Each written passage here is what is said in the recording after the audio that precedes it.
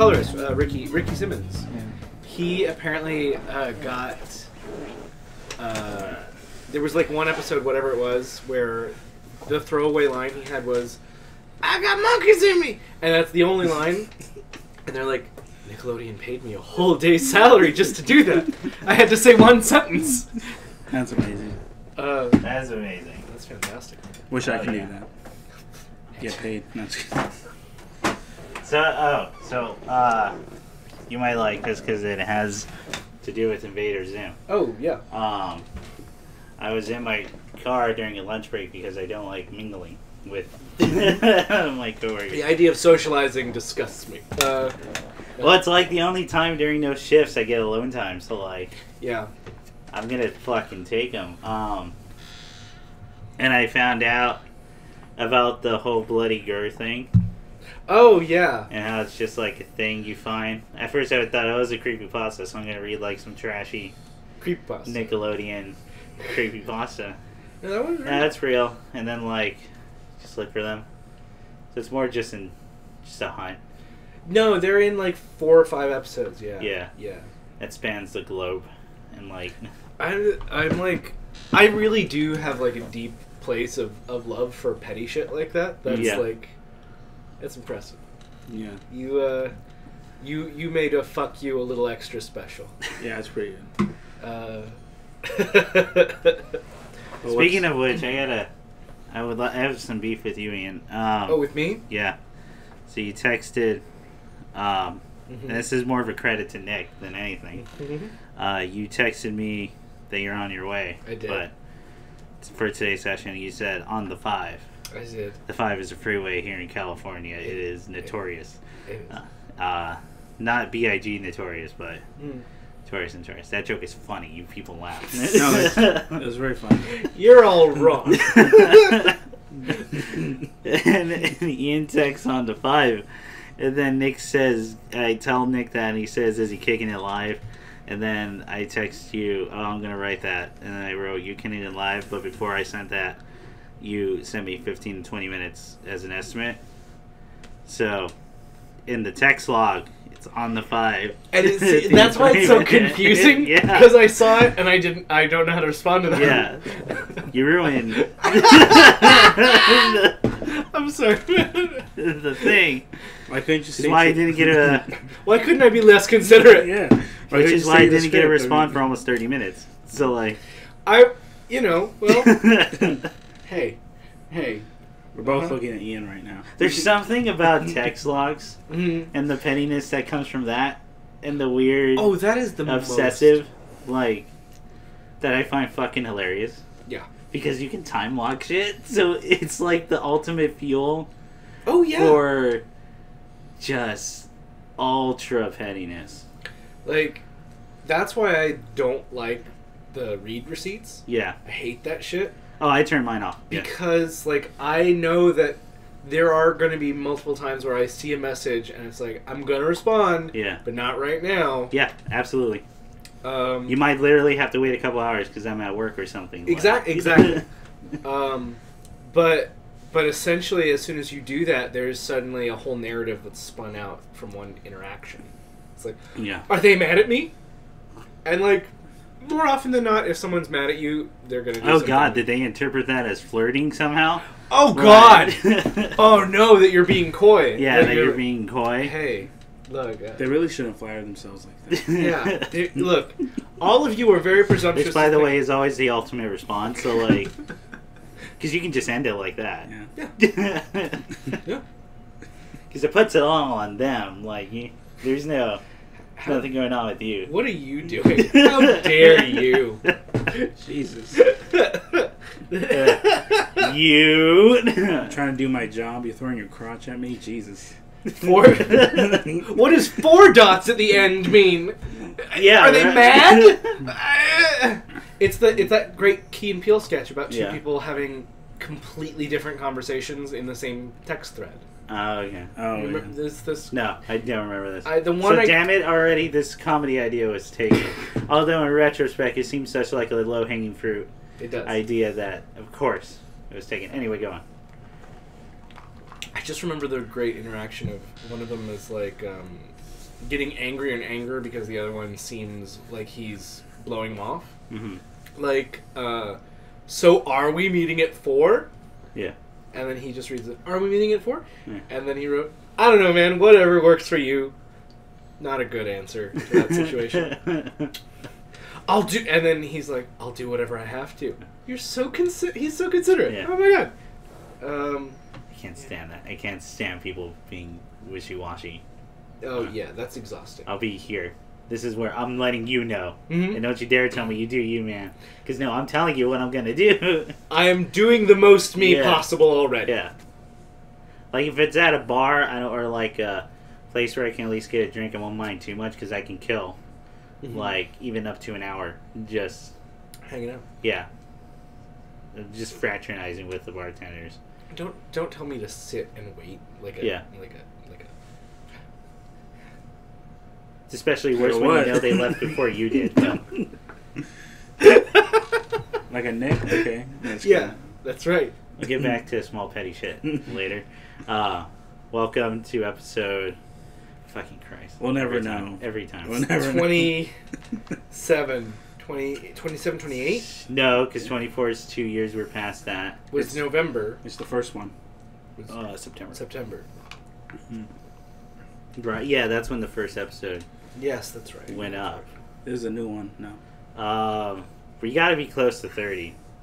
Oh, wow. I want to say it's like 29.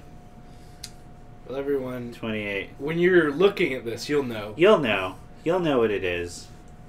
And in that way, never do. You'll enjoy it more than us, in a way. Yeah. For you, it's been a month. For us, it's only been a day.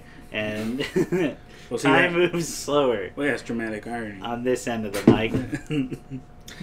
Wait. No, the crazy part is we actually do take like a month before we get into the next real recording session. So like, yeah, we try and have like lots of good fuel for conversation and things like that. Yeah, and just schedules have to line up. And shit, yes. Like. Yeah. Yeah. So we're here. We are. Yeah. What's up? Yeah. Zingwan. Who wants to fucking start with their month? I just woke up from a nap and I'm drinking a beer. Okay. So like, there's... I'm definitely totally cogent right now. Yeah. Well, Nick, you want to go then? You seem to be fine or have had a better day. Oh. Which was the nicest way I could put it, but sure. Recently, let's see. What are we watching? Recently. Oh my god. No, okay. No, Ian, go ahead. Okay. No, Nick, go, Nick. No, I mean recently we caught up. I'll admit that was a joke and that backfired on me. Okay, so that came off as real. That was not real. No, see, that's what makes it funny. Okay. Yeah. When you alienate everyone, that's you alienate everyone and make it seem like you're an asshole, but at the same time believe you're the self-righteous asshole who's actually right about everything, and I'm everyone making else it better. is crazy. And I'm making it better. I can relate to that. Yeah. Look, do people like... Who do they like more? Steve Carell or Ricky Gervais? Steve Carell. It is Steve Carell. I mean, no, they love the self-righteousness. Oh. Someone slowly digging themselves deeper and deeper. Oh, okay. Until you don't know what's real anymore. And then you're like, you gotta... And the only thing you know is absolutely genuine is that Ricky Gervais likes rap. Does he? Yeah. Yeah. He has videos of him rapping in a bath, like in bathtubs. He takes himself, yeah. Well, those are real. So those are real. I'm just so sad that I know you're not lying. I know you're telling the truth. Absolutely. Yeah. So anyway, what was your week? What was your month? I mean, besides work, it's been working on some projects. Okay. My free time, been watching. I just finished watching Grand Blue. Oh, I talked about the manga before. The snorkel, not the scuba? Porn phone mobile game, right? No, not fantasy. Grand Blue fantasy. Sure. Yeah, I wish. No, it's no, it's the summer. That's the scuba diving college kids. Oh, cool. Comedy manga. It got its own anime. It got like 12 episodes. Okay. And they're really good. They're really dense. I really like the way they frame some jokes. I was worried aren't going to translate well, but they did a good job. The running joke of the main character being bisexual because he had his seniors change his room for him in his dorm. Oh, okay. So at one point he asked, make it like a man cave, like a real man cave for me. And he said, sure, kid, just for you. And then he opens the door and it's all like Yuri, like yaoi, all just... This is as man as it gets. and the two seniors are like sitting like cross-armed, like sitting on the floor watching like a gay porn. They're just sitting there. This is... What's it called? Grand Blue. And then like... It's not the porn one, right? No, not Grand Blue Fantasy. It's not gonna be as bad as when Michael tried Sex in the City. Oh, yeah. Yeah. Oh, no. Oh, no. I thought, No, I guess... We all thought. Yeah. You think too much, man. I don't know. No, I think my only complaint would be like, I wish there was more of it. That's all I can really say. Okay. Oh, yeah. Because it doesn't cover my favorite part, my favorite two characters that are later in it. They have really cool character development, but I don't think we're going to get that. So I would say watch the 12 episodes. If you like them, you can go to the manga. Cool. And then finish it up. Manga or manga? Manga? Is it manga? I don't know. Mangoes. Mangos? Yes. There you That's go. it. Yes. Oh, That's a good Yes. Takashi, you have been writing on mangoes, is that right? Yes, that's right. That's right. That's right. I was a part of... Ian, you've nailed it. I solved it. You solved it. Oh my... Yes. Yeah. We're here to witness this. That's it, man.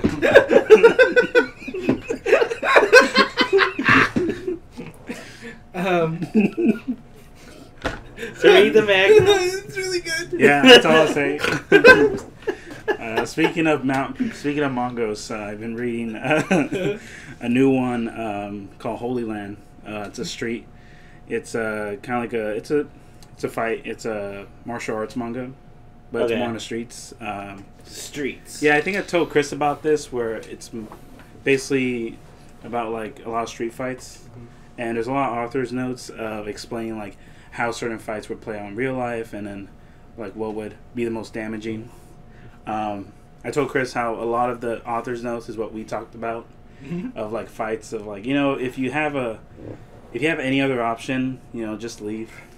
Don't just run away. Well, what they always teach you in self-defense classes, first thing they do is techniques where you just get the one in order to throw your person off You like balance. push them in the nose. Yeah. And then you fucking run, into crowded areas and all that. So. Yeah, scream fire, all that. Yeah. Can't scream gun. Anymore. Yeah. Yeah, it sucks. This country's really changed. Because if you It scream used gun, to be all the time where you could run around as a kid with Legos going, gun, gun, gun. yeah.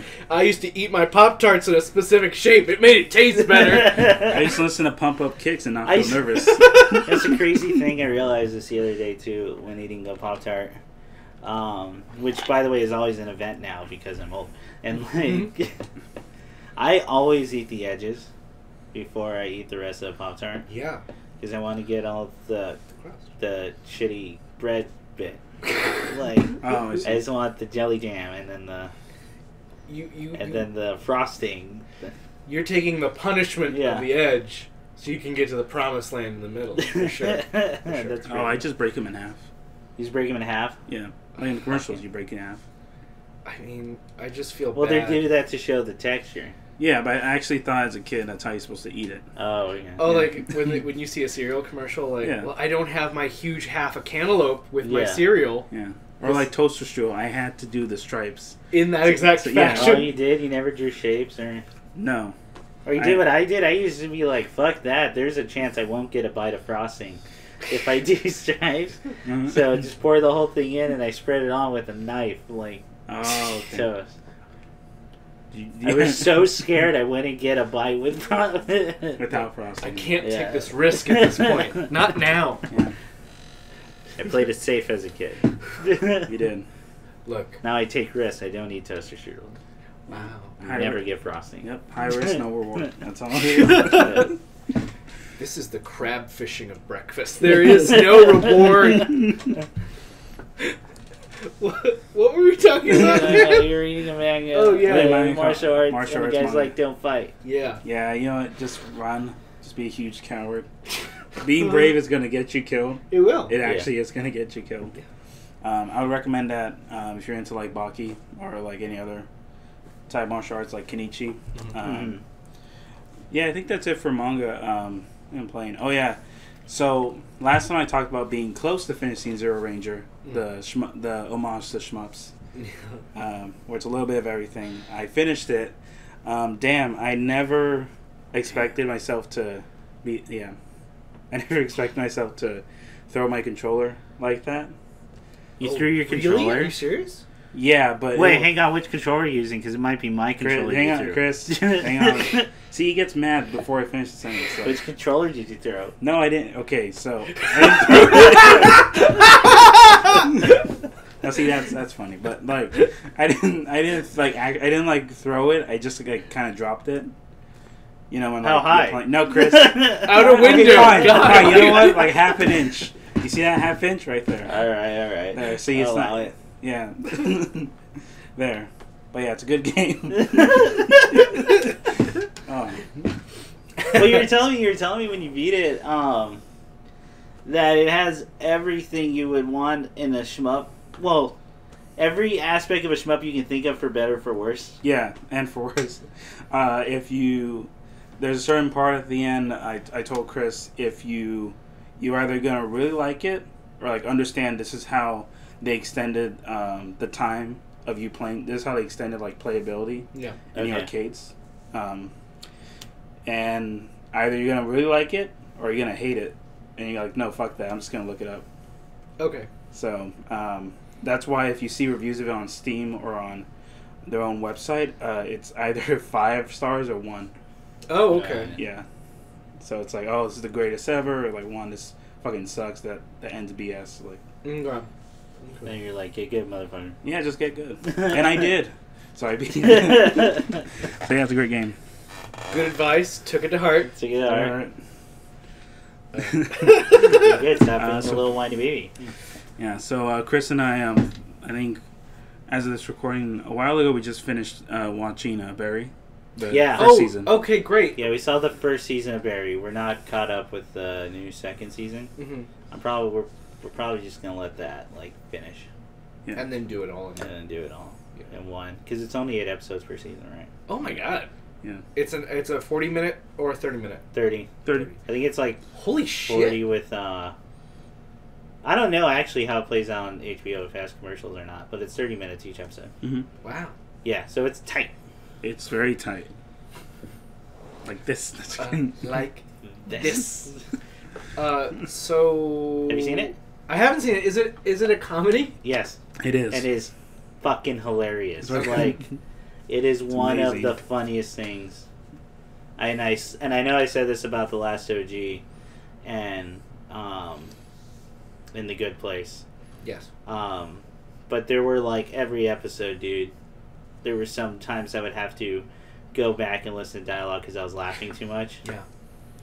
And it's weird and like, because it's dealing with serious issues of isolationism. Mm. And just not being present in the world, and then combining that with acting. Oh my god, dude, there's so many fucking funny bits. Oh. Everyone's great in that show. Everyone's fantastic. Bill Hader, of course, is great, and he's told many stories where he's like the worst actor Mhm. on that set because he keeps laughing at everyone's lines. Oh my god, the Czechoslovakian dude, the bald one. Oh, he was awesome. Apparently he's in Gotham. Oh, So, yeah, got really dark rings around his eyes. Just like a skull, like head type style, but Okay. he doesn't have any eyebrows. yeah. He's so fucking funny in that show, dude. He's great.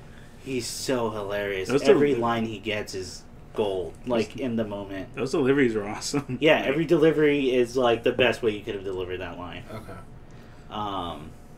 The detective lady, she knows how to deliver all her punchlines, yeah. change up personalities. Oh my god, dude. It's so well written. It's so hilarious.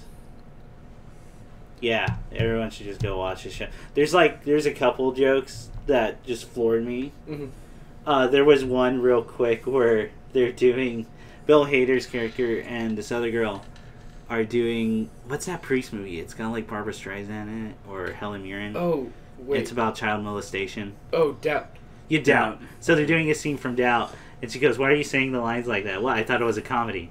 You thought Doubt was a comedy? God. I'd never seen the movie before, and I was reading the lines, and I thought, Well, like I thought it was like Family Guy. Yeah, no. She goes, "You think child molestation's a funny topic to joke about? I thought it was funny in the way Family Guy's funny. Why is that?"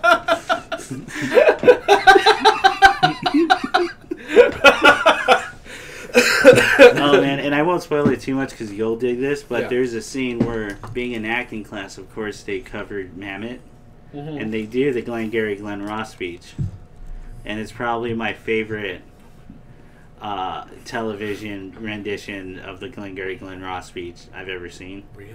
Yeah, past the Bob's Burger one, where it's just Teddy for 5 seconds whacking the chalkboard. Oh man, no, it's good. Watch it. What's it on? HBO. Okay. So I don't know if you got it through Hulu, but yeah, it is on my Hulu. Okay, yeah, so probably through that. Groovy. Yeah, very fantastic. Yeah. How else was you? Anything else? Anything? Yeah. Oh yeah, we saw Ant-Man and Wasp because that's right. Trying to catch up for Endgame. Yeah. Good. It was good. It was good. Okay. It was fine. The ending's really good. It has like a really strong 10 on 10 ending. The rest of the movie is like 6 or 7. The ending was sick. Yeah. Yeah, Paul Rudd is still like hilarious and super charismatic. So. Yeah. And for how long that movie is, it doesn't feel long. How long is it? It's like 2 hours. Oh, wow. Yeah. Well, Endgame is supposed to be like 3, so like buckle up for that shit. Yeah. Now, are you gonna watch opening weekend? I'm gonna watch it on. I'm gonna watch it in a few days. Oh, okay. Well, don't tell me or Nick anything because we're definitely not gonna have a chance this weekend to watch it. Okay. Probably during the week or something, man. I don't know. I haven't even fucking seen Captain Marvel. Man. Yeah. Okay. Here's what I will say. Like. Yeah. The majority of the movie is again fine. Yeah. The first third is excellent. Okay. Do you want me to say nothing about it at all? Nah, because I have another day off like this coming Friday, so I'm gonna try Okay. watch it then. Does she fight Skrulls? Here's something I can say that's not gonna spoil anything. Yeah. Skrulls. Or I was hoping it was on digital demand already, because then I can like. It should be coming out soon. Yeah, I was just gonna order it. Because it would be cheaper than going to the movie theater. Even the cheapy theater over in you don't want me to say places like that. Yeah, you know the one. Yeah, I know the one. Is it even out on that? It's only been like a month, right? That's the fucked up bit. It's been like a month, right? Like, and then Endgame comes out soon. Yeah, man. Yeah. I actually sat down and thought about how many Marvel movies we've been getting. Like we're past 23 now. We're at like I think around there. there. We're well into the 20s. Like, and the last and it was 4 like per year almost. Like it was 3 to 4 a year. Yeah. In the last stretch, so like we went from 1 a year to 2 a year. Yeah. To 3 or 4 a year, and like, fuck, bruh. I know. Yeah. Yeah. Has anybody seen Solo yet? No, it's on No. Netflix. I should probably watch it. Yeah, it's Did gonna you be watch it? off Netflix soon. Yeah, I did. Oh, I when? watched it. Yeah. When's it gonna be off? Because then I'll just watch it now or something. I don't know. However soon Disney Plus is gonna happen. Oh, that's right. Oh, Like yeah. all the Disney, Lucas, Marvel materials going off. Okay. What about the Fox Century? Yeah, X-Files is off. Oh, okay. I don't know. I can't think of a show better than the X-Files. Sorry. Twin Peaks? Oh shit! Fuck. Well, Fargo Twilight or no? Zone or X Files? Oh. Twilight Zone or X-Files? I have to go with the Twilight Zone. Yeah, right. The That's what I'm original? saying. Or? Have you guys watched the new one? Because I did. Is it good? With Jordan Peele? I really like it, man. Fuck, I want to watch it. Like, I didn't even know that was a thing until I saw it on a bus. Like, Have you seen any of it? No, I just know Jordan Peele's hosting it. Jordan Peele's hosting which is it. amazing. He's You're gonna great. choose anyone.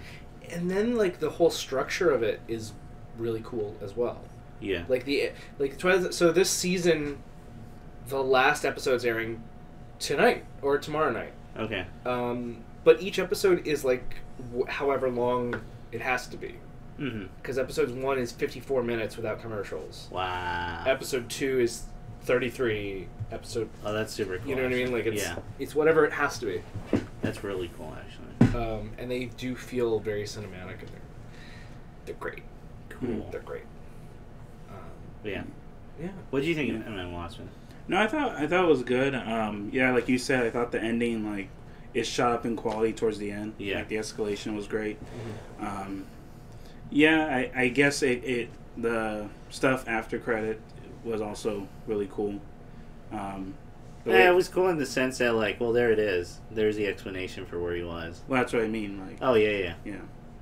But yeah, I thought it was cool. I think I saw that after I saw Shazam, so seeing 2 comics was pretty good. Okay. Oh, okay. Yeah. That's right. I haven't Shit. seen Shazam in there. Shazam surprisingly has a lot of dark themes it goes over. Mm-hmm. Well, you got it with Shazam. It's about a foster kid who gets adopted with other foster kids. It's a Well, they put it like in a dark, in like a kind of like they're trying to go for more realistic light. Okay. A foster kid jumping around, but I know in the comics it was more lighthearted. Yeah. Yeah, because he was a very do-goody. It was do good, yeah. He's a so they do-goody wanted kid. to, Yeah. yeah, In a dark setting. yeah. So I didn't want. So I was kind of iffy on that at first, but when I saw it, I thought it was a fun movie. It was Yeah. cool. There was actually a great scene with the kid who played Shazam, and I thought there was some great line deliveries. The end credit and the credit sequence was great. Reminded me of Into Spider-Verse. Oh, really? Okay. Yeah, I thought it was really fun. I think I kind of talked about it before where I think this is the best DC put out so far. If you compare like to Suicide Squad and Okay. all this other stuff, where they were trying to be Marvel. Did you see Wonder Woman? Yeah. Oh, okay, because one of the best things about Wonder Woman was it was doing its own thing. Yeah, and that's the thing with this. Yeah. Same thing with this movie. It's doing its own thing. And it has 2 amazing fight scenes, Mhm. like in Wonder Woman. There's like no doubt. Yeah. There's the bombing, or there's the invasion part Yeah. during the World War, and it's a single tracking shot, and like That was great. Yeah. I was gonna say I think it has a really cool has some pretty cool twists in the story that really, man, there were really big pulls in comics. Mm-hmm. Like I was actually surprised they referenced that, and I'm kind of curious to how they're gonna use that in the future if they ever get a sequel. Or Yeah. they try to connect it to other movies. But yeah, that was fun. I always liked Shazam. I was like Captain Marvel when he was facing that master. Remember that caterpillar mastermind? He had the glasses and the speaker. Yeah. He was cool.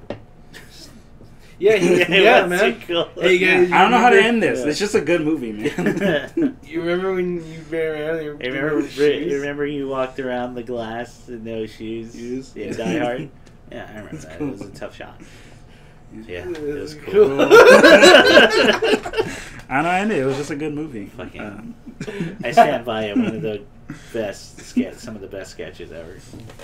Oh, Yeah. absolutely. Because it just sums up fandom and like. It's really Yeah. cool. It's really cool. Oh man, I just realized. Did we talk about Us? Dude, we talked Oh about this. no! It's been that long. Oh, fuck. Yeah, because we didn't see it before last time. We had not seen it. Well, let us discuss Us. So That's I'll do fine. a Spoilercast right now. Let's fucking Okay. Do it live. What time is it? Let me timestamp this. It's time to 'cause I dance didn't now. Oh, sorry. Well, because in case people want to skip shit. If you want to be a coward, go ahead. Skip ahead. Yeah, just pause now, because I will just recommend watching it. Is the end game. Mm-hmm. Okay.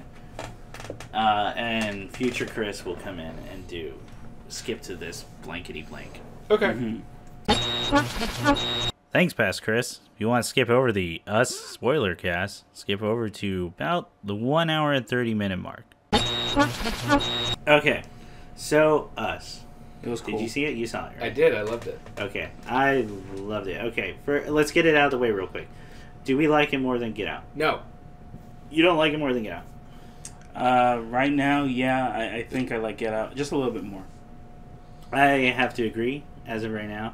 I still want to kind of mull over some stuff. But Us is still fantastic. Like, Not to say it's bad. Yeah. Not to say it's crazy. I was telling Nick, I can't believe that it just keeps, like, it opens up. Like, just how fast you go through. Because the entire movie could just be inside the house. And they're running away from these 4 people. But it's not. That's like the first... That's like the second act or something. Yeah. Like, yeah. And then the movie opens up and it keeps getting wider and wider. Now, I was listening to a podcast and you were talking about this, how it's very... This movie's very American. Yeah. In the sense that there was a lot of people... For instance, Hands Across America. Okay, sure. A lot of people didn't know what that was. Or Chud. Or Chud. Or Chud. Yeah. Fucking me and Nick freaked out when you saw it, when you can see in the coffee. It's like right next to television. Yeah. 80s right there. Yeah, we're like right in the movie theater. We go, is that fucking Chud? And like... Yeah. That's your favorite reference. And then other people were like, excuse me? Chud! You don't understand! What? Okay. You need to stop watching this movie right now and watch Chud. That's gonna be amazing. Go watch Chud. Hey everyone, stop this podcast real quick and go watch Chud. Yeah. So I guess anyone who doesn't know, because I get also younger audiences, Hands Across America was a movement that didn't pan out in order to raise money for hunger in America and homelessness. Yeah. It was the ultimate awareness, not money, type of fundraiser, where people were doing the Hands Across America thing, but it didn't do anything. Exactly. Like, it didn't change much. So, in reference to that movie, I get, like, that's why they probably view it as such a... That's why it uses it probably as a symbol. Except it does bring about change eventually. Yeah. As opposed to probably the real stuff. Yeah, I guess that's why the first person you see that's affected by it is the homeless guy. Yeah. Yeah. But what was the deal with the verse that he had on his? Remember the sign he had? Oh God, I looked it up too. Like, it's Elijah 11. Yeah, Elijah 11:11. And you see it a lot, like in the clocks. It's like just some Samuel Jackson stuff. It's the coming of the apocalypse, or the... It's like some very... He who smelt it, don't it? There's like as him... spoken by God. So says the Lord God. So says Joshua. Have my daughters instead. Here, keep going. I'm going to look it up. So right said the Lord. We'll do King James style, motherfucker. That's old school. But yeah, it's a good movie. What'd you think? What'd you think of the twist? I gotta ask. Okay. No, I liked it. I think that it actually worked for my current interpretation of what the movie is. Yeah. I think it like hammered it home, and it's like... Also, I started to think that something might have been wrong when the mom was making those... Do you remember the scene where she, like, stomps out those blonde girls? Yeah. And, like, the mom makes them weird, grunty noises. Oh, yeah. And, like... It's Jeremiah 11:11. Jeremiah. Alright, keep going. I don't know. What did you... just give me some of your highlights and what you thought of the movie, generally. The problem, it's been a bit. So, I mean, like a lot of people, there's the expectation that you're going to get something very different. You're going to get something with a lot of symbolism. And I was kind of... There was like... When I was first watching it, I kind of had this hope that they won't do the twist. Or they won't have a twist like that. Yeah. Because that's kind of expected. Okay. And then it happens, but... Okay. Jeremiah... Oh, sorry, go ahead. I would say that's not at all a knock at the movie. That's just, you can't help that. You can't help the expectation thing. I know you're supposed to just have fun and enjoy it. Yeah. If I had to put this in video game terms, it would be... This is like Uncharted 3 following up Uncharted 2. Oh, yeah. And that Uncharted 3 biggest thing was that it had to follow Uncharted 2. Yeah. That is to say, I don't think it's comparable in value because I think Us is still really fucking fantastic. No, yeah. I mean, you can say that with Bioshock and Bioshock 2. Yeah. Oh No, my because God. again, I think Us is better than what Bioshock 2 was to Bioshock 1. Does that make sense? Yeah. It's just a slight degradation. Oh, I see. But it is because of that. It's the value. It's the mindset you're going in. I don't. But I think that a lot of it is also like if you had never seen Get Out Nope. and just saw Us, this would blow your freaking mind because like it would. Oh yeah. There's no movie out there like this right now. I was gonna say basically like I think people would have an even higher esteem for it if it weren't being compared to Get Out all the time. what we had expected. Yeah. Like. Yeah. Anyway, yeah. Oh man, By the way, Jeremiah 11:11, King James Version.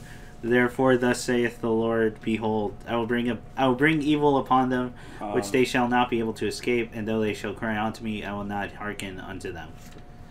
So, in comic book terms, this is when Rorschach says they will cry for our help, and I will whisper back, "No," type style. Oh, okay. I really wish the delivery was more like that. Yeah. That'd be... Do you wanna take that again? No. No, I'm happy. I'm happy. But yeah, that's what that is. Yeah, but again, like even when we were watching Us, like I was like trying to pick out every single thing. Yeah. Because of Get Out, and also like the shot of them on the beach, and then obviously them doing this weird circle, and it shows the shadows walking under them or following them. There's some pretty cool symbolism. The whole house scene is freaking crazy. That was pretty great. Oh yeah, just before I get into like what I think like some of the deeper meaning stuff is, yeah, we can talk about just all the really cool bits that we really dug. Everyone's fantastic in this movie. Oh yeah. Jordan Peele or whoever he gets to cast knows how to pick them, and there's some fantastic acting in this. The first monologue with her looking in the window as a slight reflection, and that whole range of emotions that goes through that, is great. Her playing. Is it actually? Are they doing the green screen thing where it's her playing the evil? Anytime you don't see the face, there's a body double. Yeah. But, yeah. But that's what it is, right? Like, her doing all those speeches like that. Yeah.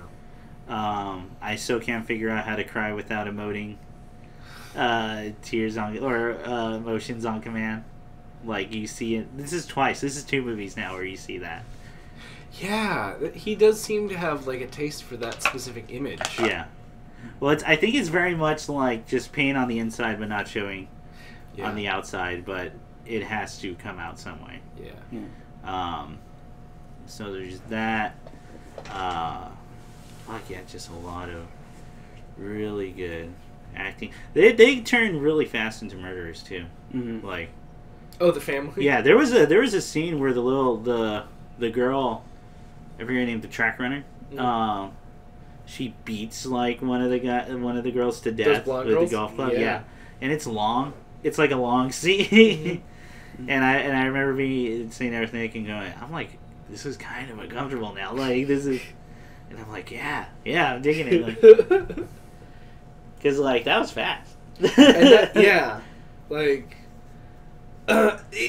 is very funny to see how the characters progress through the pressures applied to them. Because clearly, like their first instinct is to just try and avoid confrontation and not fight back. Yeah. Because the girl tries to run, the dad tries to offer them money. Several times. And the only way to get out of all those situations is straight up murder. It's just murder town. Yeah. You gotta kill Tim Heidecker. Yeah. On your boat. It's fucking gnarly. Yeah. The bunnies. The bunnies. Those bunnies. Michael Jackson poster. Oh yeah. T-shirt. The shirt. But it's crazy that like one of the last scenes in the film is in the trailer, when she's grabbing her neck. Yeah. That's true. I didn't think about that because I only ever saw that one trailer. Yeah. And then Because I was thinking that, like, when we were watching, I'm like, when is that? They didn't show it in the beginning. Are they going to show it at the end? And they showed it at the end. Yeah. So yeah. And it's also kind of a key element of uncovering what really did happen as well. So. Yeah. So that's the thing that I'm not too sure if I knock it against the film or not, is that they tell us a lot. Like, they give us a lot of just what's going on. There's literally, like, 2 monologues from the villain about what this is. Yeah, in the living room and then again in the basement. In the classroom. In the classroom. In the tunnels, yeah. So, because it's interesting. It's a very fascinating premise. Yes. But, like, and the movie was already pretty long. So how long would it be to just breadcrumb that? Yeah. Into thinking that. So I still think it's a really cool idea, and you get some goofy looking stuff in the tunnel, but it's like some really good acting too. Yeah. Oh, yeah. Just movements trying to imitate human movement. It's so eerie when Yeah. you get the intercut scene. You see the same scene from the opening. Yeah. Yeah. Intercut with the twinner. Oh yeah. Yeah, it's eerie. It's pretty eerie. I will say one of my favorite things about the movie is that it does open up like this is a global thing, and you're getting all these videos and shots across it. Self-mass, everything happens.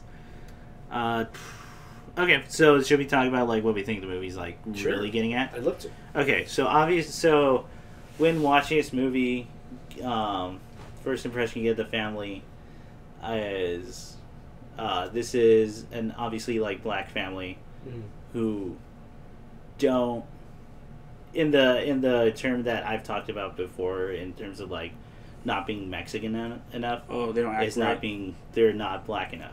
Like or they're not acting black as a mindset as rather a prescribed identity and as a mindset rather than something you are. Right.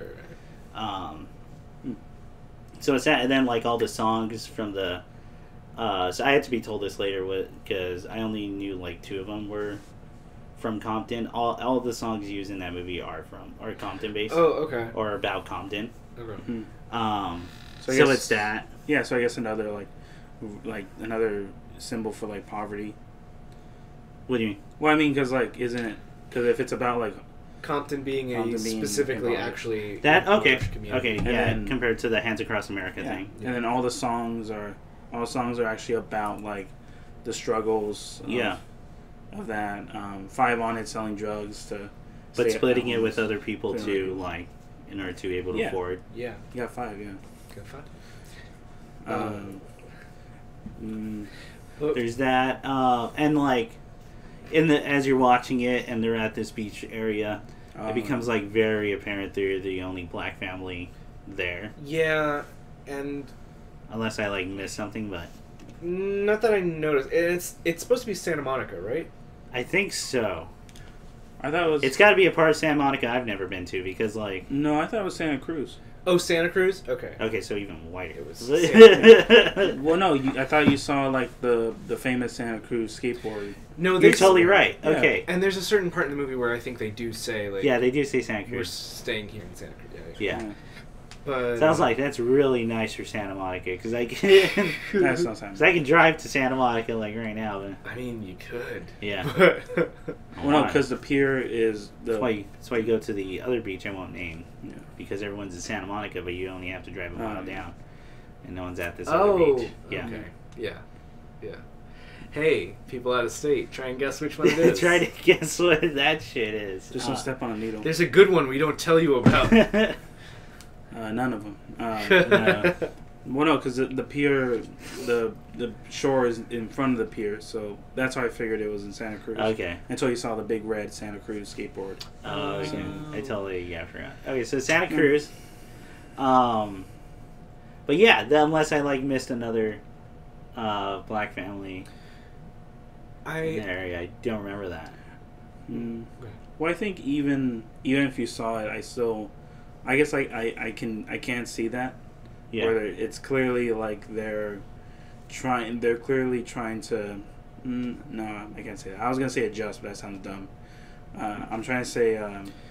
They're trying to fit into this this place. Well, they're already fit in. Yeah, they're fitting and they in. are fitting in. Yeah, they talk with the other family. Yeah, that's fine. That's Tim Heidecker, right? I always forget. Heidecker, It's Tim Heidecker and Peggy Olson. Of Tim and Eric fame. Tim and Eric, yeah. Awesome show. Awesome show. Fantastic movie. That made people walk out of the can so bad. That's my favorite thing. Wow, that's great. Because the movie's all about how much we're trying to make a movie, and he's great. Oh, you know what? You know what people probably know him from now? The free real estate. That Oh, meme? Yeah, that meme. That's free real estate. That's him hydrate. He's What we're trying to say is he's fantastic and hilarious. very funny. He's very funny. As a writer, actor, and He was also like the head writer for Harvey Birdman, which Yes. I love. Oh yeah. yeah, and that's fantastic. The new show's pretty good. Yeah. The new Harvey Birdman, where the guy becomes president. Stephen Colbert. I gotta see it. I haven't I seen haven't it watched yet. Oh, it's pretty great. And then Now my plan is to rewatch all of Harvey Birdman, yeah. and then just watch a new one. Every time I watch it, I'm like, why is all of I realize I thought it was just kind of surrealist humor. I was like, this is about Bush. Oh God, this is. Oh, it's so much about it. Oh my God. You were just too young at the time to like connect it, Yeah. and then we're like, oh well, this is obviously. It's like, oh man, you know what I had that moment with? What? Out of all the fucking things in the world, or maybe I did know this as a kid because I was like pretty already politically active as a child. Yeah. Was that American Idiot by Green Day? Oh. Is just a direct response to the Bush administration. Yeah. Yeah. Came out literally a year after, like. Yeah. And I didn't think Well, I about that until I hadn't thought about that in years until a friend brought it up because I was talking about Outkast. And he was like, well, there's a lot of music. So Yeah. Well, I mean, I feel that way with Demon Days because it wasn't until I later understood that Demon Days was a response to 9/11 and the fallout. and the fallout. Yeah. And I mean that really does make sense when you listen to those Yeah. tracks. Oh yeah. Yeah, And I it's taken and isn't the title taken from a news headline? Yeah, Demon Days. Yeah, we're These are- living in the Demon Days right now. Yeah. So I just thought I always bring that up with people who don't like humans for being the way it is, like Right. Yeah. I always explain that, but then I have to understand that there are adults now who are born in a post 9/11 world. That's so revolting. Yeah, it's really So even if I explain that, they can't fully understand. yeah. I mean I also do you feel sorry. Yeah. Do you have any feeling about like a general difference you notice in kids who are like post 9/11 kids compared to us as kids? Yeah, in the sense, can you unplug? I understand it in the sense that let's see, how do I put this? Yeah, I'm still cooking on how I'm gonna put my thing. Yeah. Because I don't want to say they all think like that it's easier now because I don't think that's true at all. Mm-hmm. You get a very good amount of young people who are still with the stuff that's going on. Yeah. I think it's forgetting. I think it's maybe because we've been living in it so long. I would still say we're being deeply affected by our policies are still living on. Mm-hmm. But you know what it is? I don't think they know how instant it was, how fast everything happened, like right after, because it was literally a matter of a couple years, and like Weeks. before because it was a declaration of war, and as much as they call it police action, which is horseshit, and the reason it could go on for so long, just how fast everything would turn around, and like. I mean, all the way up to mid 2001, it was still basically the 90s. Yeah. And then I feel like that did genuinely like set a tone shift for the next, you know. And just how willing people are to quickly respond to something and give up a bunch of rights or downplay others or. I mean, yeah, just how quickly everyone turns. Americans flipped their shit, man. Yeah, how much we're willing to villainize people and all. And then like, and it's go ahead. Oh no, I was gonna say that I think a good example of how fast, like Chris said, people now, kids now, like they can't understand like how fast everything turned. Yeah. A lot of it. There was an interview with the Attorney General, who was of the Bush administration. Mm-hmm. He was talking about the first 2 weeks after 9/11, and about how just in that boardroom, he was given a paper, and the administrator went up to him and said, "We're going to war." Yeah. And he asked, "Well, we're going to war. Why?" Yeah. And he said, "I don't know." And George Bush said, "I don't know, but I just had a conversation with with military officials, and they give me a packet about this plan of taking over this such and such countries within the Middle East in so and so years." Yeah. Yeah. It was Well, part of that's also been proven that, like, they took advantage of that situation they absolutely to did. further those plans along. And to bring them up. there were so many people who had a finger in that, and then not to harp a bit, but also like, I think that Bush's vice president was something completely alien for a lot of people as well. Yeah. Yeah, that's true. Like having someone who was so involved in the lobbyist game for so long and was like a corporate, well-known individual, be like the technically the second most powerful man. Yeah. Was something that people freaked out about before anything else. Mm-hmm. You know? Yeah, it's crazy because like that was also would have played a part to the '08 crash because of deregulations of monopolizing, and then it was regulated back and then deregulated again. But yeah, I guess like Chris said, I don't sometimes I don't understand like how much people don't know how much has changed, or like the snap until like that small things like Demon Days or American Idiot. How fast everything can just turn. Like, well, there's also, and this I guess it's such a cliche with anyone who grows old in these situations that you got to go. It's a systematic problem where you go. Yeah, you just don't know right now. Like, people will go, it's unbelievable that they would be doing this and this, and like, in my head, no, I believe people could do that. Yeah. Because we've seen it before and time again. And we're just our actions, we got to keep trying to stop that or like change a mindset here. But it's still a good outlook to have in the sense that it's going to keep people trying to do better or to change. Yeah. So that's why I don't knock. Like, I'm not the old guy who goes, "Oh, you don't know. You just weren't part of it." It's all more cynical and pessimistic. Yeah. No, like you don't know like a choice. Like you chose to be young. I don't know. Yeah. I don't know. Well, because the end goal is still the same. Yeah. Let's try to help people. Yeah. So going back to Hands Across America. Hands Across America. Didn't work.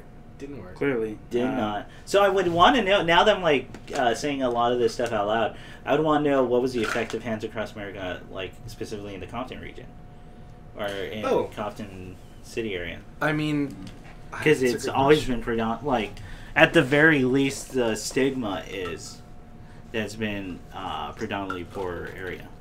There was also, I mean, like, which is it's like half. There's more wealthier side to Compton, like not. And yeah, but I mean, also you have to imagine that a lot of this, so a lot of hunger and poverty that was happening in '84, it's a part of this, change in America economically from the '70s to the '80s. Yeah, and you saw these very urban areas suddenly losing money and losing benefits and losing infrastructure and stuff like that. Yeah. So a lot of that also would parallel to a lot of the increased social programs, the war on poverty. Yeah. Where a lot of social workers were now started to go up to Congress and and lobbying these new programs, such as the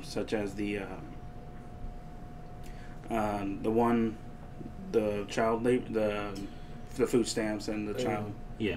Yeah. And people don't actually understand how poverty works and things like throwing money at it is the way to go when it's actually a whole systematic thing. Yeah. That's being fixed from the ground up. Yeah, one of the craziest things I ever saw was like an interview in '85 where American economists such as Thomas Sowell, Milton Friedman, various others from the Midwest will go up to senators like Ted Kennedy at the time and Joe Biden and explain to them in '85 why they were against it and why they're seeing increase of violence and homelessness and poverty in Harlem and the East Coast or places like Baltimore or Compton as these programs are being enforced. And it's very clear that, you know, there's a lot of money in it. Yeah. And they're very passive in it. And I would recommend watching that just to see how much it really damaged. Yeah. Just to see the actual damage and just to see how much a lot of lobbyists were influencing the senators' careers. Yeah. Especially Biden and Kennedy. Yeah. Again, it's people who don't actually understand poverty that think they can fix it. Yeah, absolutely. Yeah. And it makes me think of that great line that Adam Reed wrote in Frisky Dingo. And I don't work anymore, and you can thank Ronald Reagan's ass for that. Thank you, Ronald Reagan. Oh, wow. So yeah, let's. So I'm trying to go back to the idea of not being black enough. Yeah. But like, because I've talked about many stories before. I think where I was just going, yeah, I'm just not Mexican enough, like in that sense. Or I'm not. There's a lot of weird. I already explained this to a friend of mine, where they go, why is it so? Because I guess I was explaining there's a lot of prejudices within Mexican descendant communities, and that we even have names for everything about like Hispanic, Chicano, Latino, Latino, Latino is very much more kind of blasé, like very explainable. But then there's stuff like pocho, which is a very insulting word to people who have been quote unquote whitewashed. Yeah. Before that, there was Gringo. Well, now Gringo's still around. Yeah. Gringo, Weta, all this stuff. And they were asked, why is it so divisive within single races? And I had to compare it to, okay, you know what it is? You know how... Because even white people have this. It's, you know how there's this sense that we look down on Southerners? Yeah. And that they're all dumb and like, or hillbillies or background. Yeah. Which is absolutely not true. Yeah. No. He goes, yeah, so it's sort of like that. It's human nature to always try to find... someone that you can be a little bit better than. Yeah. And I remember going to a Chicano study class, being introduced to the term running towards whiteness, which happens a lot in Chicano communities where, like, I'm not the bad Mexican. I'm close. I'm like, well, you white people, like, closer to that in the sense. Well, I mean... In that's, we've been programmed, a lot of people have been programmed to think that's the ideal. Yeah, I mean, and you can say that not only as a form of action, but also appearance. Like how, you know, like I'm not gonna say all Latin American countries, but a number of Latin American countries, when you're doing like Miss Venezuela or whatever, they'll tend towards one end of the color palette of skin, than the other. Oh yeah, even down to that, just shades. Yeah, and there's no denying in a world that even if you're brown or black, that the lighter end does tend to get a little bit more privileged than anyone who's on the darker end. You're suddenly a little bit like my friend who grew up in Bolivia was like one of 3 kids, and they all came out looking drastically different. Yeah. Like, my friend was... But then you get Frankie, who is the most palest motherfucker that you've ever met. And this was before even, like, the leukemia thing. He glowed. Oh, I hope he never... No, because I've told him that, like, before, like... Because we always make fun of it, like... Man, you look ghostly. Ashy Frank. I say this after my people. Frankie's like the nicest person in the world. Oh, he's like, so fucking cool. He'll literally give you the beer out of his fridge, like, if you just come over and like...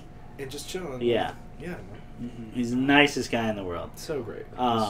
Who's that? No, just kidding. But it is that. There is still within that spectrum, like... And But this is like I was gonna. Yeah. Was it like one of them? Let's say has like native indigenous kind of features, like darker skin and kind of like a wider set nose or like hair this color or whatever. Yeah.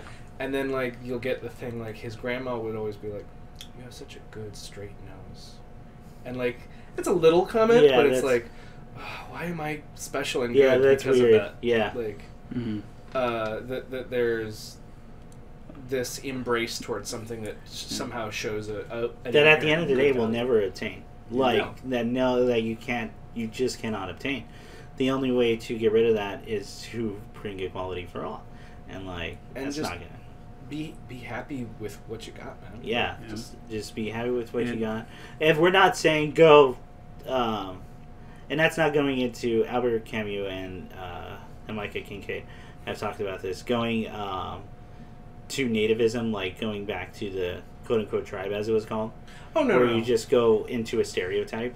No. Because that's denying an entire past that you've now had. Like, I think it definitely sucks when you try to make identity for yourself and you realize that when you have people tell you that there's a certain group that's holding you down, and then you try to combat it or you try to be your own person, and then the same people that you thought would help you turned against you because I think while some of it can be racial, I think a lot of it stems from seeing someone succeed when you haven't.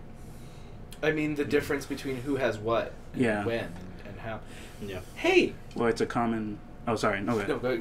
Well, I would say where it's a common thing you hear musicians sing about where they had little to no money. Now they have a little bit of money. Now everyone's calling them. Yeah. And everyone looks at them. I guess an example of that would be "Walk" by Pantera. We talked about when he gained success from Cowboys from vulgar display of violence, and then like how random people from his life were calling him for borrowing money or not talking to him for years, but now suddenly talking to him. That brings me back to Us. Yeah, it actually does. Yeah. Identity. Yeah. That's a big part of the movie. I'd say. Absolutely, they're all trying to figure out who they are. Like, especially the two children. Yeah. The kid probably, the boy why am I forgetting everyone's name? Well, it's been like a couple weeks since I've seen the movie. Yeah. The Firestarter kid. Who had the coolest death. Holy shit! And he backed up. Fuck, dude. That's so fucking crazy. Immediately understands what's going on and just goes with it. Just goes with it. He got like the coolest kill. Kid, but the girls quitting track. In that conversation, they don't want. Which, by the way, I love the scene where they're in this rich vacation home, like that obviously costs quite a bit of money because it's in Santa Barbara, it's big, and they're eating fast food, on that. So like, there's still just this tinge of there's Are you a really difference. Succeeding? Yeah, there's it's that dichotomy right there. Like this little they're in that little circle. They're all there together in this big house. Like, that the girls are quitting track, and they're trying to convince her not to, but she doesn't feel like that. She wants to keep doing that. Yeah. The kids just kind of figuring stuff out. He just kind of goes with it though. Yeah. Kind of goes with what he likes. He likes magic. He likes all that weird stuff. Likes horror movies, like monsters. It was very much like, is this like a Jordan Peele thing? Am I gonna find out Jordan Peele liked magic a lot as a kid, or? I wouldn't be surprised. Yeah, I wouldn't be surprised. Yeah. But I always try to be careful with claiming something's a self-insert. Even though some could be blatant, like in JoJo. But, well, they're straight up. What's that character's name? In Breakfast of Champions. It's straight up the author. It's in every book. I talked about before. He's in every book. I forgot his name, but I got the name he gives himself. But I forget what Kurt Vonnegut names himself. But he has but he's very blatant about it. Yeah, because he's just like, okay, here's like just a thing I want to write. Yeah. Did you ever finish it? No. Oh, Okay. I gotta sit down. Yeah, so they're still that. They're still themselves, like... They're still trying to figure stuff out. Yeah. Especially our main character. She's still haunted by, like, past stuff and still dwelling on it. Yeah. So do you guys think that... And I would argue the husband's really trying to throw himself into the whole lifestyle. One stone a boat is very much about let's go to his vacation home. Is Or very... it's their grandparents. I'm sorry? Well, it's their grandparents' vacation home, like his. That's right, true. right. But he is very It's interested... not even theirs. It's not even theirs. Not even theirs. But he is very interested in the perception He of is. this. And, like... Although, who doesn't want to own a boat at one point? We've all thought about it. Just to play around. Yeah. Yeah. I actually No, think I- that scene's hilarious. Yeah. The first boat scene? Yeah, because I'm seeing that, I go, I know people like that. I know. Oh, I know people like that. Yeah. That's exactly what I would do. Like, if I had a boat, I would do little donuts. Yeah. I think that, and also his sweater.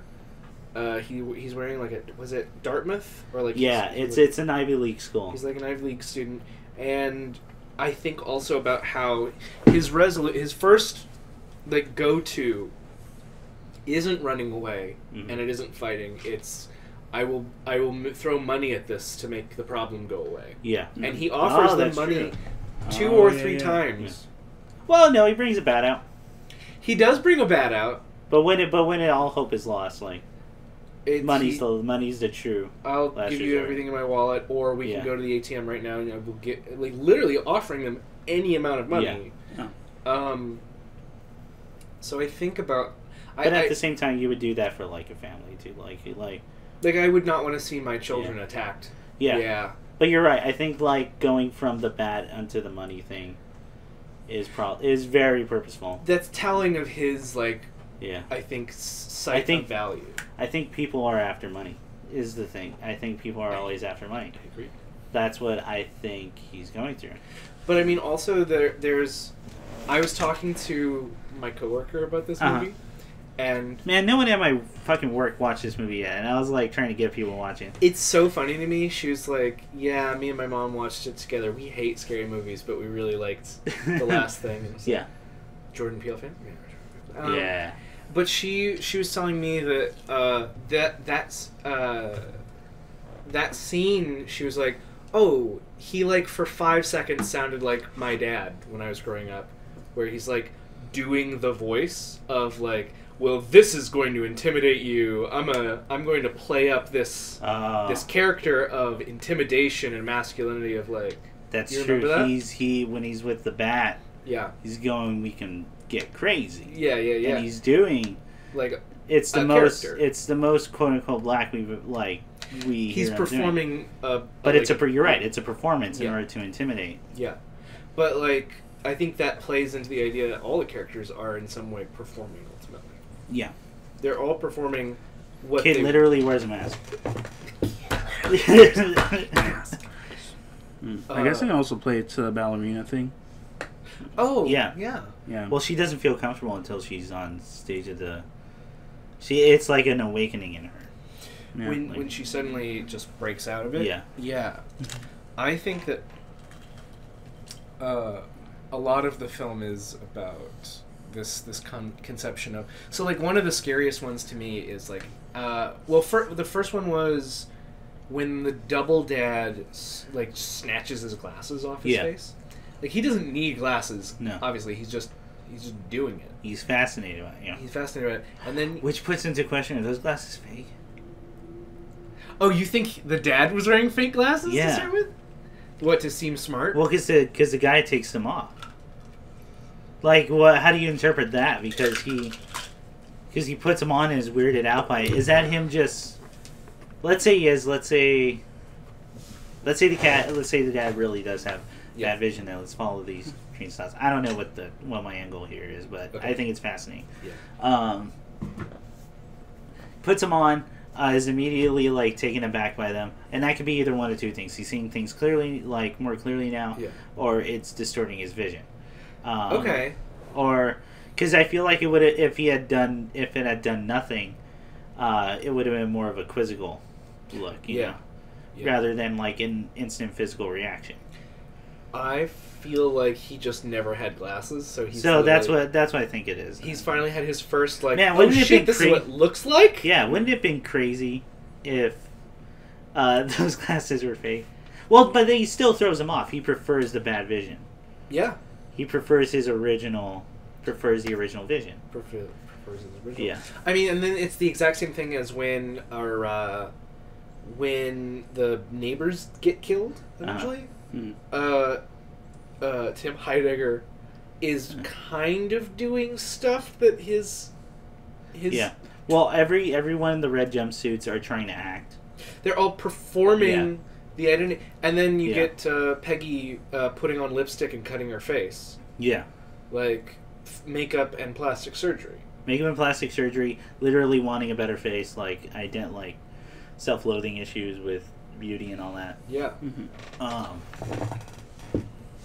I love that scene, by the way. Like, she can't bring herself to cut the other person's face. One, probably because it's the leader thing. But two, at the moment I thought, oh, because she still views that as beautiful and hates her own face so much. Yeah.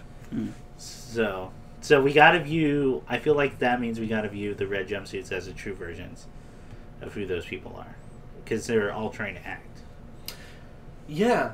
Yeah. Or at least there's an essence to that, right? Like, so that means the kid's really a fire start. I mean, at the end of it, how do you all feel about the main character? Is she redeemable? Is she even a good person? I don't know. I like, because we only see what we see. But there's a lot of lines in there that very much bugged me about her character, and that it's whenever it has to do with the son. And which, by the way, I think is great when you actually see his son is like this literal pet that she keeps like almost BDSM style. I think that can. Oh, sorry, I was gonna say.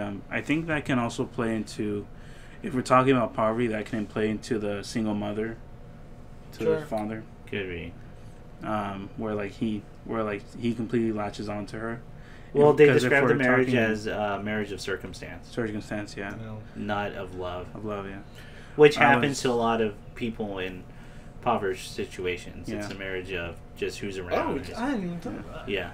Well, I know, that just clicked in my head when you mentioned it. Well, I'd say, like, I don't know if it's true identity, then I guess it would be, like, their actual feelings or, like, certain characteristics, like amped up to 11. Yeah. Kind of exaggerated. Like, if the kid is a fire starter, then that means they would have to play it up to 11 where he's setting cars on fire. Yeah. On fire. There he knows that. Well, he has a burnt face. He obviously did something bad to himself. Yeah. But what I'm getting at is that there's lines that the mother says where it's like, always be by my side. I'll keep you protected and all that. It's very much a possessive situation going on. Mm-hmm. To the point where I think even the kid seems a little uncomfortable with some of the things she's saying. Yeah. So I'm seeing that as like, well, that's signs of an emotionally abusive parent. At the very least. Or emotionally possessive as well. So when they play that up with her, like literally the kid as a pet, crawling on all fours and like, not as a son. So I don't know, because she murdered that kid, but as a kid, and has weird things about the son. I mean, she realizes like that memory unlocks for her. So it would have to do with how she plays that off later. But we don't get that. We get a smile. Yeah, she won. She got what she wanted. Yeah. Like, and so in that regard, like, so I don't know. I don't know who you should empathize with ultimately. Who you should be empathizing with, because Red apocalypsed America, and the double murdered a lady and then stole her life. Yeah. Both bad. Both I wouldn't. Both bad. The problem is there's a lot of murder in this movie, and what I think that does is we can ultimately always go murder bad. Murder's that bad. makes a person bad. Mhm. Everyone murders someone at some point in this movie. I was so sure you were gonna fucking say in their life. In their life. You know what? Everyone murders someone in their life. In their life. Emotionally, we can say we're all our own self-murderers and that we kill our old selves in order to obtain their power and become stronger. Fucking Nietzsche. Okay. But, except the white family. Now that I'm thinking about it, I don't think they murdered. They ended up successfully murdering. There's definitely distraught. Themselves. They murdered themselves. Well, the red jumpsuit people Yeah. murder. Yeah. Oh, you I'm mean talking about the people. classic white people? Yeah. Classic white people. Yeah. No, they're just victims. Yeah. Just victims of circumstance. Yeah. Ooh, I wonder what that says. I mean, obviously, at least you get a lot of cool things where, like, oh yeah, their family's obviously very rocky. Got some problems down. So that might be a thing where they're trying, because I feel like our main family is trying to emulate Tim Heidrich's family. Yeah. In the sense of the wealth, and because the dad's trying to one up. Him and Tim are trying to one up each other. That's their whole with relationship. boats. That's literally their whole thing. And I mean, our main character, she's very much like, okay, just whatever, like you can do. Well, and then you find out it's because for her, literally anything's better. Yeah, anything. Literally anything. Literally anything. That's true. She grew up in such horrible circumstances. She's taking anything since she's the true one. Yeah. So it's literally that, where someone grew up in a horrible situation and will take anything. Yeah. As better, even if that means running towards this white ideal. Mm-hmm. Okay. Yeah. Yeah. Everyone go read Jamaica Kincaid if you It's By the way, she's fantastic if you haven't read it. I've not read it. Oh man, I got some stuff I can loan you. Oh please. It's fantastic colonialist writing. Or Oh, or post-colonialist. Okay. Technically. Okay. Dope. She is just amazing because she'll take you on these rides where it's all built up before she goes, this is all bullshit. Guess what? Yeah. Motherfuckers, there's another 20 pages and I get now the real thing. Well, she's one of those people where she's invited to like colleges to speak. Yeah. And she'll go like, look at all these flowers that are arranging around the desk. That came from like this country, that came from that country. And like we're just okay with these aren't native to the land. We've plucked them and like just go on to that. Mm-hmm. She's actually fantastic. She's a fantastic writer. Yeah, and so it's probably towards that. Yeah. But I mean, what I guess I'm trying to synthesize finally is like what the film's stand is. Yeah, now where does the film stand, right? Because the film ultimately has succeeded through metaphor to point out a problem that exists. Yeah. Which is like there is a division within the country. There are people who suffer, and their suffering is a part of how comfortable we are. Yeah. But then also is the film like my only I'm chewing over it is like so like are we supposed to empathize with what Red / whatever? Because there's a part of me that wants to. It's literally them being kept in prisons and like are experimented on and not having literally real souls as they're told. Yeah.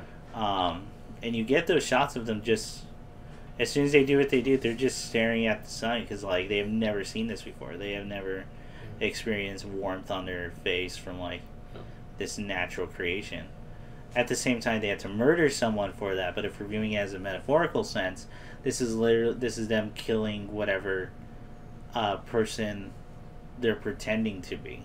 If you view them as okay. So this is a true self murdering the actor or the. I like that reading. Yeah. True self murdering the actor.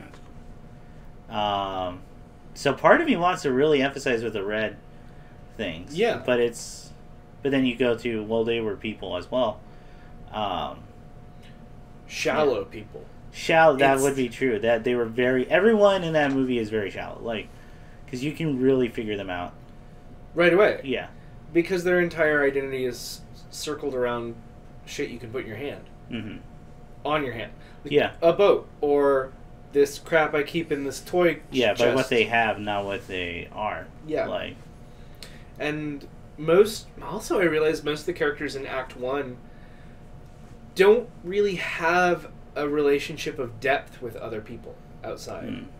Like, the fathers, like we said, the fathers' relationships are both based on just one-upping each other. The mother's relationships is drinking, and they don't seem to actually, like, link on anything. The white mother's relationship is jealousy and drinking, and probably still relationship with circumstance. While our main character, she's just anything, and like will take anything. I'll take it. And then you compare the twin daughters with the main daughter. Yeah. And it's like there's nothing to connect with. And they don't connect at all. They don't like. Yeah. They don't sync up. There's nothing there. Nothing there. Then the boy is on his own, except for the mom. Yeah. And that's because the mom is super possessive. Very, very much so. Yeah. Yeah. So I don't know. I want to say the red because I want to, but that's again metaphorical. These are TV people that don't really exist. Like, sure. So why were they down there in the beginning? They said they were experiments. They were literally clones. Like the US government. So they talk about so this is actually like a biology thing. Oh, okay. There was actual experiments where they cloned bunnies. That was the first thing. Oh. Before, I forget what the sheep's name was because the sheep was the one that made it famous. Dolly the sheep. She was taken from breast tissue, so they named her Dolly. Yeah, so they named her Dolly. Was the most famous circumstance. Before that was rabbits. Yeah. Because you can breed them like crazy. You can get millions of them and have multiple experiments while still keeping like a similar lineage. Yep. They're basically gigantic mice in the strict sense of experimentation. Also rodents, yeah. Yeah. So, okay. And they say like it was part of the cloning thing. So that's what the rabbits actually have to do. They're clones. So. And then they kind of tied it into a handful of other projects that the U.S. has kind of done over the years vaguely. Mm-hmm. Yeah. Which maybe is a comment on how it's been confirmed. Like you can look up those documents now, where U.S. government has experimented on impoverished communities. Well, the radio tower thing in Chicago. Radio tower thing in Chicago. Yeah. Literally the LSD thing and the cocaine one, which is what like 50s to 70s. Yeah, which was a crazy conspiracy when we all laughed away and found out was true a couple years ago. It was real. It was the realest thing. Like the crack cocaine. Like the crack cocaine. Which is real. That was fucking real. Yeah, that the experimentation on black soldiers during Tuskegee pilots. Yeah. And then also that time where doctors in the South deliberately didn't tell men they had syphilis. Yeah. Just to see what would would happen. Mm-hmm. And it turns out you got a bunch of people who died young, spread it to a bunch of people, and then you had generations of kids that also died super young just because their genes are all fucked up. Mm-hmm. Yeah. Sorry, that wasn't funny, but that's all. Yeah. That's all true historically. That's all true. You can look it up. It's all actual government research that has been released thanks to the 50-year thing. You know what I can't get out of my head? It's like, so for one thing, like a lot of Project Artichoke and Blue Book are still locked down because it's related to other shit. Yeah. So we don't know all the stuff they did as far as the LSD. We still don't know everything. Yeah. Yeah. And we just know they did it. We just know that. Sorry, I only know Polygon. Oh wait, what? No, the arcade game. Polybius. Oh, Polybius? Yeah. Man, I can't wait for those files to go, because we can find out what the fuck that was about. What was? Because it's real. We know it's real. We know there's records of it being real. There's a record of it out there. Like, what exactly it was? I feel like it was something to do with the Tetris effects. Me too. Yeah. I think Because that game came out not too long after that study. Mm-hmm. But who the fuck who knows? the fuck knows, dude? Like, we gave people acid to see if we could make them into psychic soldiers. Yeah. Like, That's what. For as funny as the movie is, Men Who Stare at Ghosts, that's like real. That's Mostly right. Yeah, It's that's mostly all mostly true. right. Yeah, when Jeff Bridges runs through that wall at the end, yeah. man, that was... Kills That's that like my goat. favorite part of that movie. Yeah. Fuck it. That's great. Is that when they go, fuck it, he did run through He that did one. it. He finally did it. I'm proud Yeah. of him. What are you doing? I'm bursting clouds with my mind. I have to keep my powers up. More than a fee. Man, The Men Who Stare at Ghosts is such a fucking good movie. I love that movie, dude. Yeah. Yeah. But my month was good. How's your month? Well, hang on. So are we done with the spoiler? Anything else you can think of that you wanted to mention about us? It's a good movie. It's a good movie. It's a fantastic movie. If you're listening to a Spoilercast without having watched it, go watch it. I'm excited to see his next 3 because he said he had 5 movies like this, I believe. Yeah. Oh, okay. And he said he's wanted to do other racial specific stuff. yes. And he would love to do yeah. like a Hispanic or a Chicano film. Fuck, So I'd love that. Oh, that'd be I would interesting. love that. So I'm thinking about that more and more, mostly Yeah. because I had heard such bad things about La Llorona when it came out. Oh, really? Yeah. Damn, I was hoping that. They You always hope. that You watch the trailers and you're like, it's probably not that good, but you hope. it's you know. another Conjuring spinoff. and Yeah. It's just like, Uh, they said that apparently like they made La Llorona as like generic as possible. No, you can't do that. It's such a specific story. And they're like, well, we want, because like James Kwan has specifically said like, yeah. My best audience is the Latino audience, Uh-huh. just generally. Like, and he wanted to do this, but the studio was like, you don't want to alienate people, you know? Gotta make it general. okay. Gotta make it more general. That's why I like Us and sucks. Get Out so much. Is like, oh. and they're still held as great films like all Yeah. around the world. Yeah. That go for your message and keep Keep it Keep at it, specific. yeah. If you want, like, specificity is what makes things fascinating. Yeah. Because like you actually have a thing to focus. If it's too generalized, you go, well, it could be that, it could be that. yeah. Mhm. Gives a shit. Like, What were we talking? Oh, yes. So, the order from the very first movie, Uh-huh. from Get Out, apparently Jordan Peele has said he's interested in coming back to that as an idea. okay. Oh, okay. Nick, can you turn on the light? And that they actually do have a group name. Like, the Armistice family was a part of Oh, really? the Red Lotus Society. That's true. Yeah, that's the whole thing. And I'd heard about this, that he's like, oh no, they're probably going to be a thing Yeah. later. Mm-hmm. That's fine. That's fine. You got something to look forward to, guys. Yeah, that's cool. All right. So we're done with the spoiler cast now. Yeah. All right. And now we gotta write this timestamp. Wow, that was almost an hour of just talking about. You can write on your phone. Hey, man. Well, It's, hang on, it's a it's good faster. movie. There's a lot to get into. It's Is a it? napkin. Is it what? Paper towel. And spoiler cast is over. Woo! Now we're back to that. Anything else with your month, Nick? I mean, I got to try out Under Night in Birth. Oh yeah, what did you think? No, I thought it was good. I Yeah. do like. 'Cause, Did you play the original?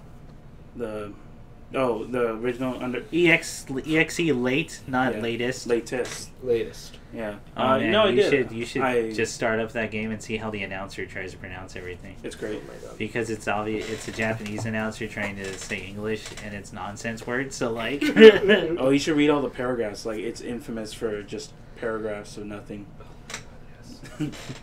No, I think I told us before where that Keep game. going. I'll be right back. Keep going. Listening. That game on the PS3 was like when I was getting into fighting games during the PS3 cycle. Yeah. And you got to play games more online now. That was like one of the games I played the most online. Where I think with Chris and other family members or friends, it was mostly like a lot of Street Fighter or Third Strike, which we gush about. But I know for sure that was the most I put online, video game wise, and it was just cool just to see, basically like a 2.0, basically the same thing but more with improved mechanics. Obviously, this is from a company, French Bread, that worked with Arxis. Same people who did Arxis are people who did Guilty Gear and Blaze Blue. They're coming out with Grand Blue Fantasy fighting game. The porn That's mobile the porn game. one? Yeah. Okay. Oh, the one with a bunch of porn of it. It's kind of like Overwatch. You know more about the porn than the game. I'm sure I don't know what you mean. Yeah, I do. That gorilla. That gorilla. Oh god. Well, yeah, French Press, the Japanese company. They work with ArcSys for this game. But yeah, no, I think it's a great fighting game. It replaced Smash Melee. For you? Really? No, it replaced Smash Melee for Evo. Oh, yeah. Wow, cool. Oh, yeah. No, it didn't replace it. Like Melee was out the door anyway by the end of last year. How do you know? They didn't go, let's replace Melee with... How do you know? Oh yeah, you know what? I don't. The evil Illuminati is the only one. That's true. I don't know either. No, that wasn't in the room. Ooh. The only one I contend with that doesn't deserve that spot is probably Samurai Showdown. Yeah. Because that game's only going to be out for a month before the tournament happens in the U.S. Yeah. It's probably, I would have put Guilty Gear, honestly. I know, but Guilty Gear's like It's dying. old. Yeah. And we need a new one, which sucks. Guilty Gear's amazing. But yeah, Under Night and Birth here. Yeah, that was great. Yeah. I was digging it. The training room in that. It's so fucking nuts. Dude, it's so much. It teaches you ultra specific high level like fighting game terms. Like Ian, do you know what a fuzzy block is? Never heard of such a thing. Okay. You want to talk about fuzzy blocks or fuzzy counters? Oh my god. Now this comes from 50-50 mix-ups No, or you block don't, strings yeah. that are very unpredictable and ambiguous. Yeah. So you do a fuzzy block in order to choose your options and probably cover as many bases as possibly can. You know what an R. Kelly is? Do you know what a Mexican laser beam is? You guys could be making this shit up, and I wouldn't. R. know. Kelly, don't worry, R. Kelly's not real. Yeah. I knew you couldn't be real. Do you know when at Evo you're supposed to yell, "Squeeze that bitch"? That's There not is. fucking true. Oh, that's super weird. true. It's No, so it's true. We said it. And it's ultra specific, but it happens all the time. You can't stop it Okay, again. so it's an Ultimate Marvel vs. Capcom 3 thing where the two highest level two top tiers are Doctor Doom and Jean Grey or Phoenix. Uh-huh. And what the strategy is for Phoenix is to go into Dark Phoenix mode and use the thing, but a lot of times people will counter with Doctor Doom's level in combo with his level 5, which is him putting a person into like container and then like squeezing it eventually thing. So Phoenix, Jean Grey, so Phoenix being the bane of everyone's existence is always the one ending up in that tube. Yeah. Because that's the one that you kill when you play someone. So whenever that happens, everyone in the crowd has to yell, "Squeeze that bitch." Oh my god. You can't stop it, Ian. Look, guys, times are different than when I was playing games. Yeah. When I was playing games, people were I'm gonna get you with a banana on this racetrack. They were asking whose bitch is this? Yeah. A Mexican laser beam it's super true. It's a laser attack, and mostly anime games or anime fighting games or SNK games that takes up literally half the screen and goes full screen. And it's considered so cheap that it's Mexican. We get checks, government checks. We buy beer, cheap Mexican beer. Yeah, that's what that is. that is. That's a fucking. No, see, it's fine because we like it. Isn't that the rule? No, what are the rules? It's a. What are the? Why do you want to say that word, Frank? I want to say the N word. No. But when else am I going to get a chance to say it? Oh my god. Oh yeah, game's good. Cool. Name's Yeah. good. Oh, I finished Ape Out, the one by Devolver. I still haven't beat it. I just finished disc 1. Pretty crazy. It's a top-down. Would you say puzzle, or would it be like? It's a puzzle in the sense that Hotline Miami is a puzzle game. Okay. And now you got to figure out the best way to go through rooms. Yeah. But they're randomized too. Yeah. So it's a lot more That's pretty just tricky. reactionary. Okay. Yeah. Figuring out what the best thing to do in a situation is. Whereas Hotline Miami is, it is what it is. Like Yeah. you can You learn don't- the levels really well. Yeah, it's more focused on trying to finish the level than trying to kill everyone in the level. Yeah. You can That's true. Yeah, Hotline Miami's all about killing everybody. Yeah. Where Ape Out's more just about like keeping momentum and just going through the level. I would say there are some. I don't know. The only complaints I have are like nitpicks of like the camera or certain effects that kind of mess up what you see. You know, kind of like Wonderful 101. Where that's always going to happen with very stylized games. Yeah. The soundtrack's freaking sick with the sound two design's drums. amazing. Yeah. It's just a jazz drummer. Oh shit. And the drum tracks get more complicated and crazier the better you're doing in the game. Or however crazy it is on screen right now. Yeah. And it's fantastic. You know, the color palette's sick. The way everything when pitch black and you have like the purple light of the enemies. You're playing as the ultimate hero, Gorilla, who's been experimented on, trying to break out. See, we connected everything. Full circle, everyone. Full circle. You're welcome. Yeah. Oh man. So Seems great. yeah. Anything else, man? I mean, I'm like halfway through Battle Chef Brigade. Oh yeah. Yeah, that's Well, really, you're farther than I am. I haven't gone to play much. it's really good. I'm actually really surprised where it's going. Okay. Can't say much for the sake of spoilers. It's definitely unlike. Have you played Overcooked? I have played a little bit of Overcooked. Okay, well, it's way less stressful than that. It's just a puzzle game. I can't when play you're cooking. Overcooked. Oh, you just start screaming at everyone. You're I head chef. become the head chef. Like I have to No, be, he demands. I that am he's the head chef. If See? we just listen to me, we'd get all the orders out, and everything would be fine. You want to deal with that, Ian? In the kitchen. He yells at children that they're not putting enough onion on the. Tell me to learn. You gotta act now. There's no time. There's no time to sit around and dwell on the emotions going on. They won't learn. We only got 5 minutes to serve all these orders and collect 500 coin. 500 doubloons. Yeah, I can't play Overcooked. I love everything about that game. I can't play it. Like it turns me into a horrible controlling monster. Well, it's definitely So Battle Chef definitely more story driven, where it's single player. The way you gather ingredients is actually, it becomes a character action game. Oh, cool. Like a side scroller. Yeah. Where you're fighting off enemies with combos and new abilities. I really like that aspect. It controls really well, surprisingly, on the action spots. Combos feel good. They feel great. Yeah. Yeah, which is cool. They're definitely going for like. It reminded me of a lot of like Voltron, in its art style. In terms of art style, yeah. Cool. It's very much Voltron. Yeah, and that's all I can say at the moment because I'm halfway through it. Yeah, I just. Yeah, but I think I got the collector's edition. It came with an apron for the game. It says Battle Chef Brigade. It's actually like a really good cooking apron because it's made out of really nice material and like got a poster. Got the soundtrack. All right. I came with my pick 'em up truck.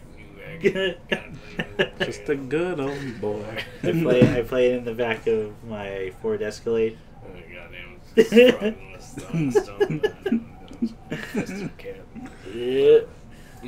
Anything else you played, Nick? No, that's it. I'm done. Alright. Yeah, that was your mud. That's pretty cool.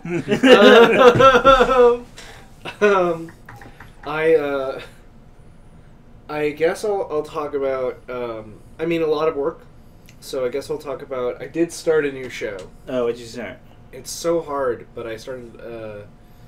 Not because the show's bad, just difficult to find the time. But I started to watch What We Do in the Shadows on FX. Oh, I still gotta watch the thing. Oh, we watched the movie finally. Dude, That's great. Isn't it fucking hilarious? It's so fucking funny. Yeah. We're doing a spoiler cast for What We Do in the Shadows.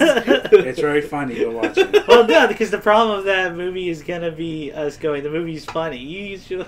It's really, really. We're swearwolves, we're werewolves, not We're not swearwolves. Everyone knows the whole. We're gonna have to put this dog down. It's a vicious monster. The one that my friends really don't want me to quote in public, and I get is.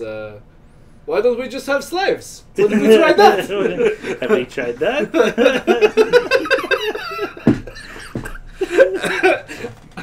Or just the fucking Nosferatu guy, like Peter. Yeah. Peter. Everyone trying to keep conversations with him is like the funniest thing in the world. It's so, and his reactions to Just everything. the head nods are like, yeah, Oh my god. it's amazing.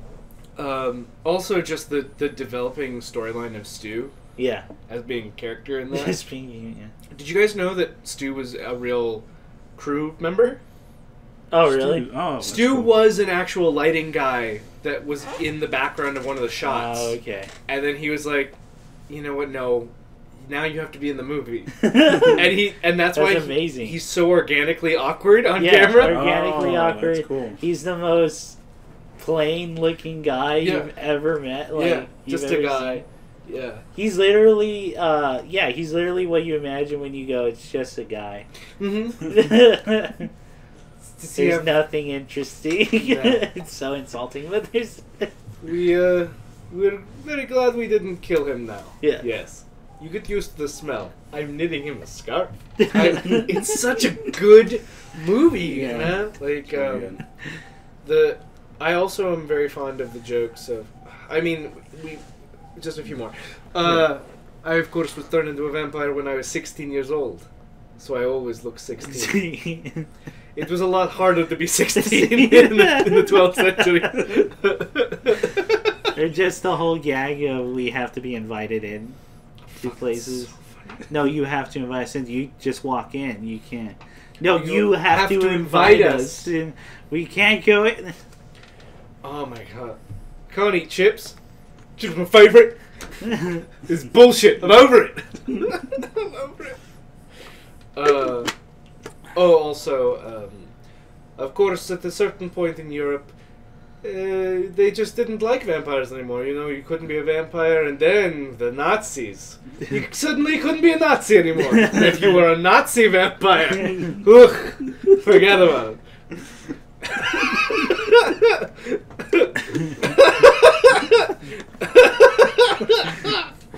Oh man. But how's the show? The show is very funny. It has, in the first 2 hours, it borrows beats from the movie, Yeah. but it's generally going in a very different direction pretty drastically. Alright. Can I give you all setup? Sure. Yeah, The sure. setup is almost the exact same, and Okay. so I'll just tell you the differences from the movie. Okay. The familiar is a bigger part, Okay. and the familiar is Guillermo, who is a young man from Staten Island, who has been a familiar of the vampires for 10 years already, Wow. with the promise of being turned. Yeah, turn it around. The Peter character is really different. Uh-huh. He is a 9,000-year-old vampire from Egypt, Wow. who has deliberately sent everyone to conquer the new world from the old world, to make a nightmare event. You know, Castlevania rules. Yeah, Castlevania. And what's the other? Oh, well, now two of the vampires are a couple, Oh, okay. kind of. They're clearly sleeping with a lot of other people. but Yeah. they're a couple. Okay. And also Colin Robinson is a new character, which is Oh, that's good. fantastic. So the new kind of one of the new premises of the show is the idea of the psychic vampire. Okay. So there's all the vampires who are glammed out and like from the movie, and then Colin Robinson is the most boring person conceivable. And they explain like, my name's Colin Robinson. I'm an actuary for an accounting firm, and I'm an energy vampire. Most people know energy vampires. We're the most common kind. We either bore you with an unbearably long story that goes nowhere, or we enrage you, physically lowering your standard for life and sucking the energy from your body.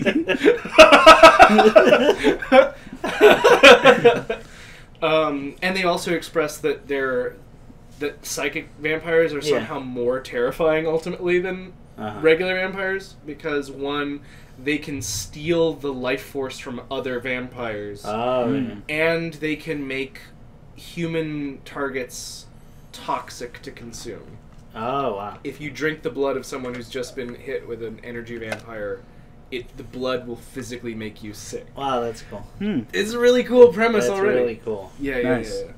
So, Show's good. it's a good show. I like it, guys. Cool. It's fun. I believe you. It's funny. It's the jokes. Oh, it's got jokes for days. If I could tell you 3 things. Oh, he shouldn't have said that, but he said it. Oh, I'm started now. Go Mets.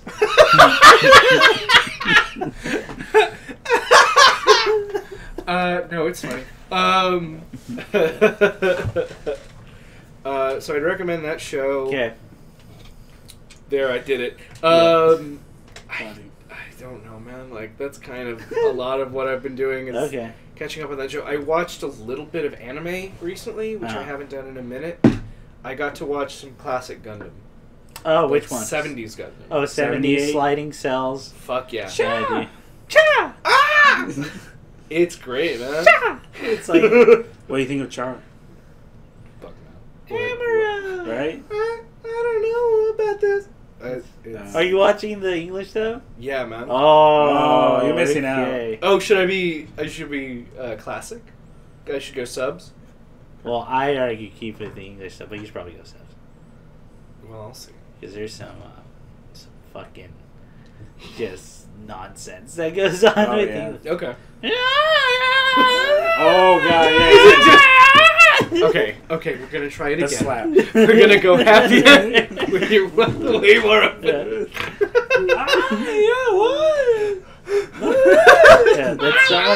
That's someone screaming in terror, by the way.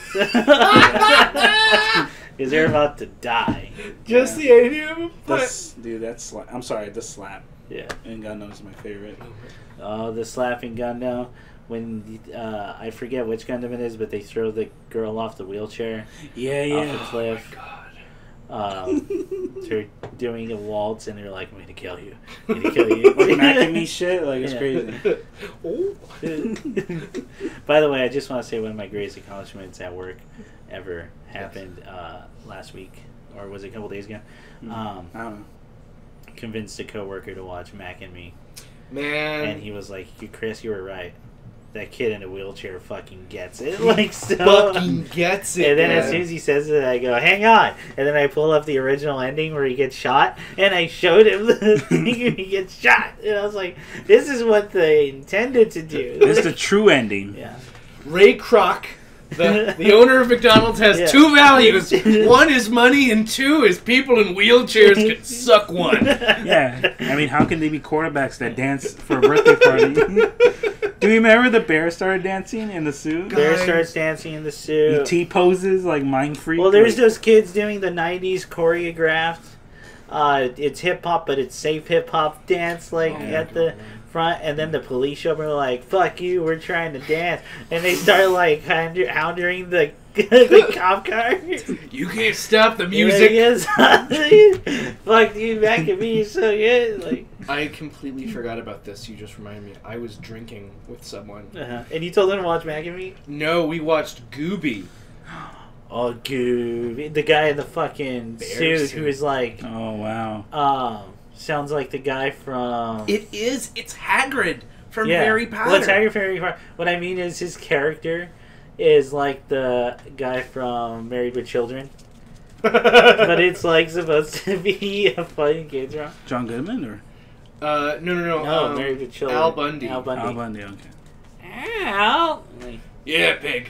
Yeah, we all thought that was comedy gold. Oh, guys.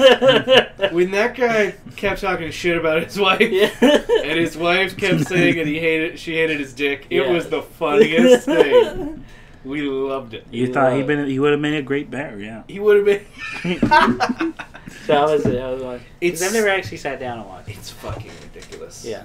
And Eugene Levy's in it? What? Eugene Levy's in it? Wow. And, Eugene Levy's in it, though. It's like, did you ever see the movie Splash? No. So, there's a Ron Howard movie from the 90s called Splash with Tom Hanks, and people are going to shame me for not remembering. She was like the sex symbol of the 90s. Nicole Kidman? Yeah. Wow, I'm sorry, Eyes Wide Shut. Marilyn Monroe. Yes. It was between Kidman and Monroe. Let's just split the difference and say Eartha Kitt. Eartha Kitt. Eartha Kitt. That's me in the middle. Halle Berry. That was early 2000s. God damn it! That's Swordfish. all right. Or let's say 90s. Julie Newmar. Holy shit! You wash your mouth. I'm trying to name all the Batman. Okay. But oh shit! No! It might have been who was Michael Keaton's love interest in the first Batman in the Tim Burton No.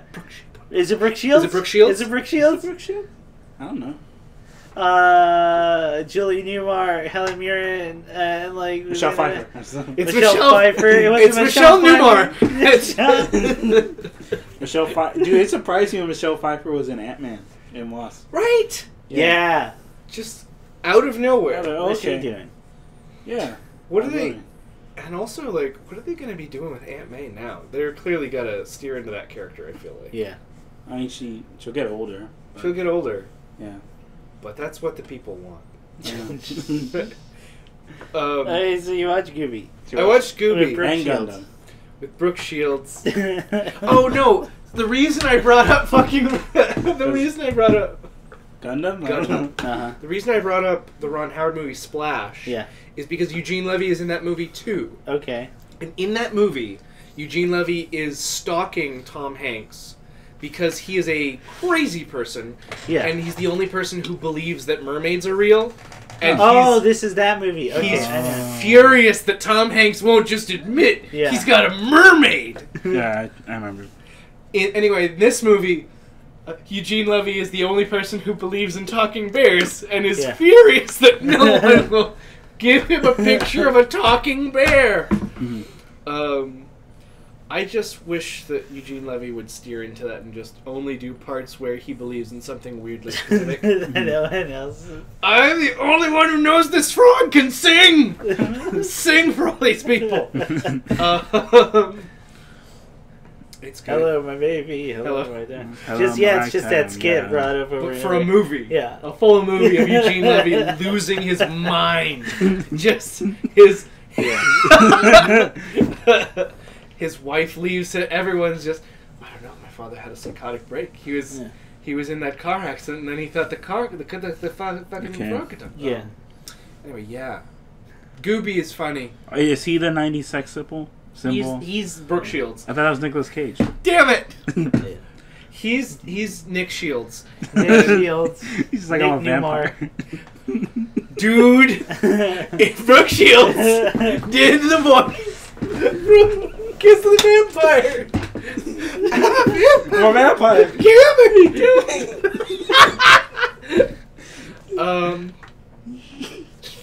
What were we talking about? So anyway, I watched Gundam.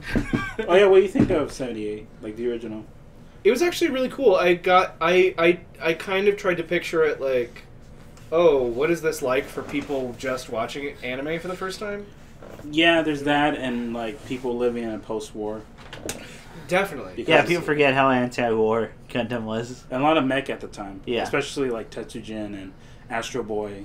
Like, and that's kind of what I really dug about. And Thunderball had to bring it back. Yeah, they went with the most horrors of war, anti-war thing ever.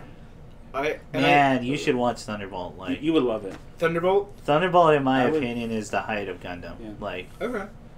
But that's coming from someone who has not watched all of Gundam. And I'm saying it from someone who has watched all the Gundams, that it's the best one. I will say, when you talked about, when you recommended Madoka Magica on Twitch, on the stream, and you said about, like, just watch the films because they condense it. Yeah. It's kind of like that with Gundam, the original 78 and 85. Yes. Where the trilogy movie was meant to condense. Okay. It's basically just condensed information, so... But if you like us and want to see like the 100 episodes of the, terrible cut-ins and the if you're like, if you can get past that, it's old. Like it's 70s old. Yeah, I forget like 78. Yeah. Like I remember when I first saw when I went back to watch some of fucking Speed Racer. Yeah. And like I have all of Speed Racer on Blu-ray. Do you genuinely? Yeah, I was on sale for a day and I bought it for less than $20. Holy shit! Yeah. I mean, in your mind, you kind of think of it as like, oh, this will be funny. This will be like, it's not. It's just a lot. Yeah, it's a lot. It's a lot. A lot of grunting. Yeah. because no one knew how to do anime, like Animation, yeah, it was still. And so, especially let alone English dubs, like at the time. So like the ADR and like the translation is all weird. Yeah, And everybody constantly wants to like, haha! Oh, yeah. Exactly. Got to react somehow to Oh. the reaction. That's Did cool, you ever man. see the collector's edition of the Speed Racer series?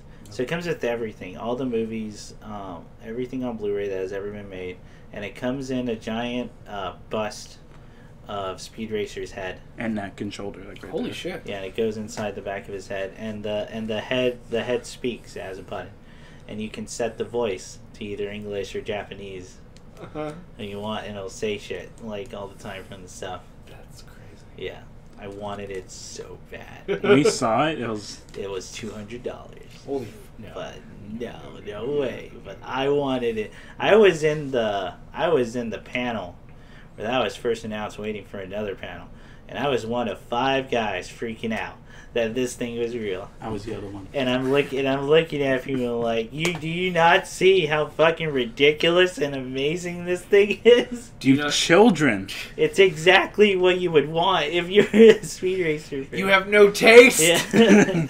It's all lies. It's the very fact that you can change the voice, like on the bus. That's amazing. That's crazy. I would have that on like a coffee table. Just for everyone. Yeah, everyone to see. Oh no, speed! Ah! But if there's another like anti-war mech movie you would want to check out, I recommend the Pat Labor series by Mamoru Oshii. Yeah, Okay. The trilogy. It definitely it's with the cop robots. Cop Robot.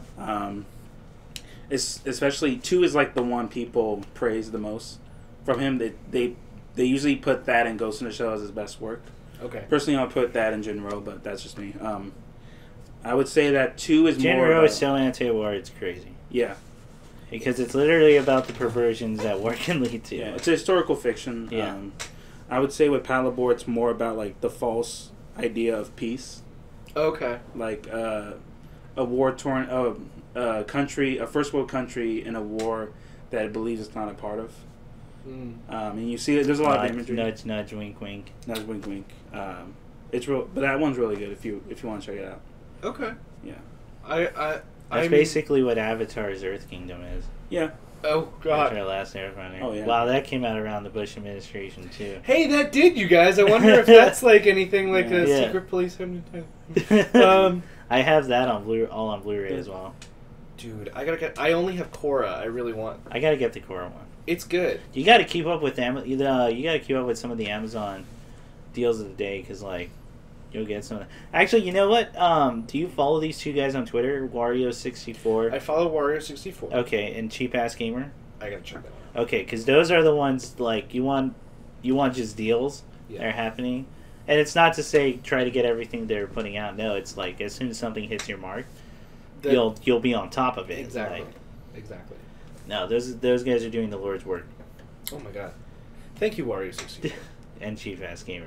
Y'all are really, you're the real heroes. Thank you. Did I talk about the movie Uncle Sam on this? No, show? what's that? So I watched this terrible horror film with some chums when I got off work. Chums. Yeah. Some chums. Oh, like with JoJo. Yes. Mm. I'm working on it. Okay. They're just so fucking good. That new episode was so fucking good. Dude, okay, no, sorry. We'll talk about your work. Doppio versus Metallica. Oh my God. Oh my God. It was an amazing fight. So there was this. How do you work around? How do you make surprises in a fight where you literally know it's going to happen in the next 5 seconds? Jesus. And he does it. It's crazy because within the 10 seconds with Epitaph, Yeah. King Crimson. That's pretty cool. Yeah. Anyway. Sorry. I believe it was made in like '92 or something like that. Okay. It's not a huge release, but Uncle Sam Uh-huh. is a 4th of July slasher movie. Cool. Mm-hmm. Yeah. This 4th of July, fireworks will go off. Oh! You will die. No. Ah! Uncle Sam wants I was you trying to to come up die. with a good pun, but I couldn't come up with a pun. I think that's literally the tagline. Oh, is it Uncle Sam yeah. wants you to Uncle die? Sam wants you to die. Oh, that's so Oh, nice. nice. It's super hokey. It's super hacky. Okay. So Is that really fun? Is it Oh, pokey? dude, it's so fun. Okay. It's like It's a movie that I think is full well aware how bananas it gets. Oh, okay. Okay. Is it levels of Killer Clowns from Outer Space awareness? It's not quite there, but it's pretty damn close. Okay, because that's like the ultimate. Because I think the other problem is the movie does have like a feeling that it tries to be sincere about, and that is inconsistent. Oh, okay. Sometimes it works, sometimes it doesn't. Yeah. Like, so the general premise is the main character is a 10-year-old boy. Okay. Whose uncle His name's Sam. Uh-huh. Is a soldier in the first Gulf War. Wow, okay. And he... Topical gang. He dies in a friendly fire. Damn. And then it turns out both his mom and his aunt are like, oh my god, thank god, we hated that guy. Oh, yeah? He was such a piece of shit. Oh, okay. He had it coming. Yeah. Fuck, thank god. And then Uncle Sam Zombie returns to slay the not patriotic. Yeah. What? He there's kids who are I think they do a flag burning, and then he hangs them on the American flagpole. Wow. It's not subtle. Or there's another scene where the 10-year-old boy's teacher is explicitly like, oh, well, that's complicated, the thing you just said, because when I was a kid, a lot of me and my friends went to Canada because we didn't believe in Vietnam. Oh. And then he's like, you must die for your sins! They didn't believe in Vietnam, they didn't think it's a place? They didn't think it was a real place. They were like... Vietnam tonight. Oh, the war never happened. It shouldn't have. Yeah. Oh. It shouldn't have happened. What's an Agent Orange? I don't know. Look, guys. Whatever it is, it sounds great. This album is amazing. I put it in my punch. Agent Orange. Sorry. It's just such a silly movie, and honestly, I think when the movie kind of leans into how silly it is, literally the only way that they resolve that it's his Uncle Sam who is the killer is because a boy who is blinded by fireworks gets psychically linked by touching Uncle Sam while he's running away. Huh? Don't worry about it. Oh, okay. He never comes up again. Isaac Hayes? He was blinded by patriotism. He was blinded by patriotism. And then Isaac Hayes is in the movie for no properly explained reason, just basically being chef from South Park. Okay. Yeah. It's such a weird... And then there's literally... I think there is... I don't know if he says children at the end of the sentence, but in my mind he does, where he fires a replica cannon of the one used at Valley Forge at Uncle Sam and shouts out, "Look out, children!" And then in the chef voice, and then, it's weird. It's real weird. That is weird. Cool. Hey, you want a weird time? Watch Uncle Sam. That's kind of a muddled mess. Yeah. Watch that movie. You want to have a better time? Watch Vampire Kids. Please, watch Vampire's Kids. Please. You know what? I don't care what time you're having. Watch it. Yeah. I would say, if someone had a celebrity crush on Nicolas Cage, all I can think about now is Vampire Kiss. That he's going to do something like that? They're like, oh, man. They were totally into that. Oh, I just keep thinking about, what if he came at me with wax lips or an alleyway? Kill me.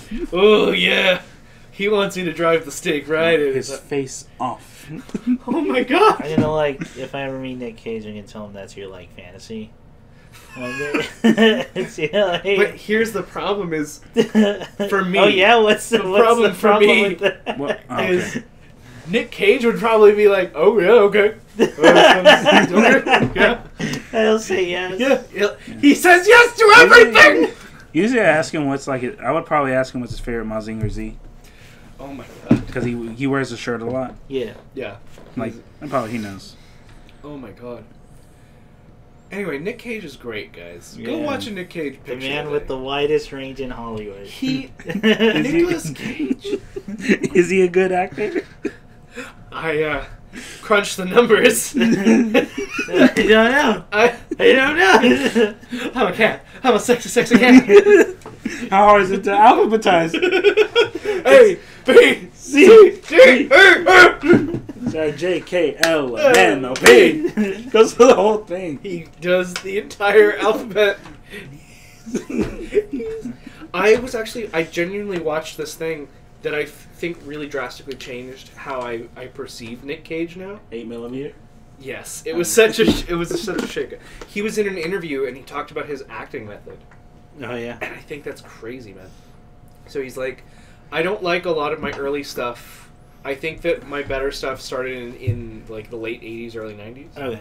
And they're like, oh, why is that? And he said, I started watching Egmar Shrek films, and I started watching like all these German impressionists. Yeah. And he's like, I'm more interested in that as a performative style. And it's like, German expressionism is where you got this shit. Oh. And suddenly it makes sense. Yeah, okay. It makes absolute sense. Just go bonkers off the wall. Just every single scene, someone should be able to take a still frame and know what's happening. Know what's happening in each scene. Also, you've seen the chocolate cake scene he did? For which one? Gosh. We talked about this last podcast. It was the one with what's her name? He eats cake. What? Kate Winslet. Kate Winslet. Kate Winslet. Yeah. Something about a stairway and a cake. Yeah, she gets like, she tackles him. Oh, yeah, okay, my bad. I'm saving that cake. Yeah. How to get burned? Yeah. How to get burned! Guys! Wicker Man's great. Let's watch the Cage movie really quick. Just one. I have people make fun of Wicker Man for the bees, but it's actually fun to watch. Like, it's really good. Yeah. It's pretty nuts. Like, I think also that people should watch as a double feature, by which I mean we should watch as a double feature at some point, Vampire's Kiss and Once Bitten, which was Jim Carrey's first acting role in a movie. Oh, okay. Where he's basically like a sad virgin who the queen of vampires wants to consume his virgin blood. Wow. And then it's a race against the clock for a sex comedy. It's a very weird tonal film. Doesn't know what it wants to. It's not clear on what it wants to do. Like Tyler Perry. I mean, someone had to be brave enough. Brave enough to say that about Tyler Perry. Say that. Alright, so what else, man? Oh, sorry. Yeah. So I saw those. I saw Gundam. It's good. I liked it. You like big robots? I love. How many kids have stolen the Gundam? 2. 2? Yeah. Okay. Oh my Welcome to the most prevalent trope in all of Gundam. It's crazy, man. And also, Isn't it? It's so freaking nuts. You would think after the first one they would like lock it y'all or are like something. the guardians of the planet, right? Yeah. So, yeah. Why is it unlocked? Why would they like it? It's like, here's the keys to the tank. The tank's open. It's not. It's more than a tank. It's like a fighter jet. It's like. It's not like fucking Carter from Captain Planet. I don't remember any of the kids' names. Carter and Danny would leave their fucking power ring laying out on a desk. Like, oh, I'm gonna take a quick nap. Let me put this here. Yeah. Well, that's the thing with like Neon Genesis. You can't steal the Avas even if you try. Yeah. Yeah. Because it's locked to your soul. It's locked to your soul and your mom's soul. Yeah. Robots is mom. I mean, Mom was defending the AT field. It's gonna happen so much, man. What? The kid stealing a robot. Oh god. Yeah, it's gonna happen a lot. I thought you meant my mom's soul was going to. But yeah, that will happen twice. Well, she's just gonna. She's gonna be in the mech and she starts shitting on houses. Like one you will see coming, the other you won't. Oh no. My mother, if she was a mech, would just use it to redecorate people's homes. You're doing it wrong. Why is it beige? Man. Anyway, has your mom thought about going into that interior decorating? You know what? I don't know why she hasn't, because she seems like she would. When she bought, I think I said it on the show, my mom bought her first house late last year. Like literally the only thing, like and when she bought the house, it was being built. Okay. Like it was just A-frames. Yeah. And now she's living in it, and every time she gets a new piece of shit, like she sends it. I was like, a new wonderful treasure for display. She said, like, I got a candle for this tank. I don't know why I make my mom sound that way. It's like so now what your mom sounds like. I got a table for this candle. Hello. I got. My mom's Gilbert Gottfried. Why is it so dark in here? are in the cyber chase. But she would send me photos of like all the little like thing, like she got curtains, she got drapes, she got paint, whatever. She would be really good at that, actually. I should. I don't know. I'll float that idea her way. Yeah. Later. Yeah. Okay. But anyway, yeah, man, that's been most of my month. Okay. That's cool. Legit. Like nothing. Oh, I'm gonna see. I think I mentioned we're gonna see. You're not gonna be able to see it, but I am gonna see Avengers this weekend. Yeah. Endgame. Yeah. Came out. Yeah, it's gonna have to be put off a little bit for me. I'll live. And let's see what else. So what did I do? We already talked about. I watched Barry. Oh yeah, this is the podcast that it would have happened. I beat Devil May Cry 5. Oh yeah. Congrats, the man. game of the forever. Oh my god. It's literally become that game. Like since that game came out over a month now ago. Every time I play another game, I'll play it for like maybe half an hour and I'll go, I can play Devil May Cry 5 right now. They just released that Bloody Palace patch. I can. Why did games suck till now? Like, dude, there's so much to do. The skill ceiling has never been higher. Every character is amazing and fun to play. I find myself playing Dante mostly, but Nero has so many fucking tools. Awesome. Rubber Fist. There's so many great moments, and it's the best story in any Devil May Cry, which is not saying much because like all the Devil May Cry stories were goofy, like crazy. V's like a super interesting character. He's great, yeah. Wow. All the cutscenes are like character designs are amazing. Yeah. It's just fuck. Okay, there's gonna be a quick Devil May Cry spoiler because I have to talk about it. So skip like 5 minutes. So I'll try to keep it in there. Feel it out. Okay. So in Devil May Cry 5, there's a great running thing where a character appears on screen and their name shows up in a cool title thing on the left. Like, very subtle, but it comes out. And then there's some flavor text. So the first really good gag is Dante shows up on screen and it says Dante the legendary... Oh, no. The Nero. Nero and V show up on screen. They're the first ones. Nero shows up and it goes the Devil Hunter. That's his time. V shows up the mysterious one. That's cool. And then the first scene, Nero and Dante show up together, and Nero's title shows up again where it says Nero the Devil Hunter, and then Dante's shows up right next to it, Dante the Legendary Devil Hunter. And it's like, ooh, that's good. And like just cool things about that. And that all culminates towards the end of the game where you get the Virgil reveal. And it's the coolest fucking... Like, the universe is literally ending as Virgil shows up. Virgil is here. He is there. Yeah. The sky is literally pieces of glass shattering and reflecting the rest of the world. And then, oh god, he has the best. The perfect. Yeah. Just him standing there stoic the way he does, and slightly turning his head, and that grin shows up. His title comes out, and it's Virgil. The Alpha and Omega.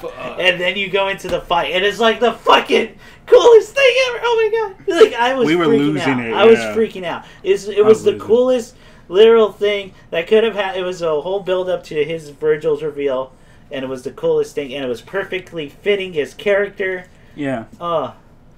It was sick. I haven't felt that way since. I came like twice. It was like... yeah. I really haven't felt that way since Bayonetta or 104 101. Yeah. And just the scale of it, and just like... You want to talk about a character has arrived? Like... Yeah. Fucking... That's the one. The best introduction to a character I've seen in a long-ass time. And he sits on a throne and waits for you. Yeah. To attack. And it's the freaking best, yeah. And then Nero's like final Devil Trigger pull is like so befitting of his character. Oh, it's awesome. It's like everyone who wrote this game, which by the way, Swery64 was part of this. Mm-hmm. So same person who wrote D4, Dark Dreams Don't Die, The Missing, J.J. McCaffield's detective story. Deadly Premonition. Deadly Premonition is his most famous star. He's a fantastic writer. Yeah.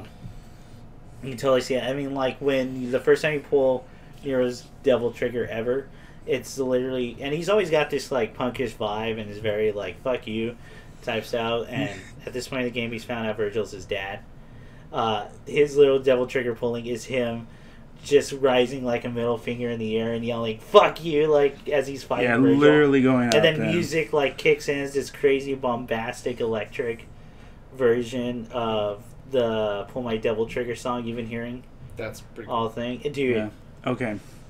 So Chris probably didn't get this, but I watched a gameplay of that fight. Yeah. And someone. Oh, I got an S rank on it for Son of Sparta. Yeah. So someone showed people are starting to make videos of like all the possible interactions or like texts you get.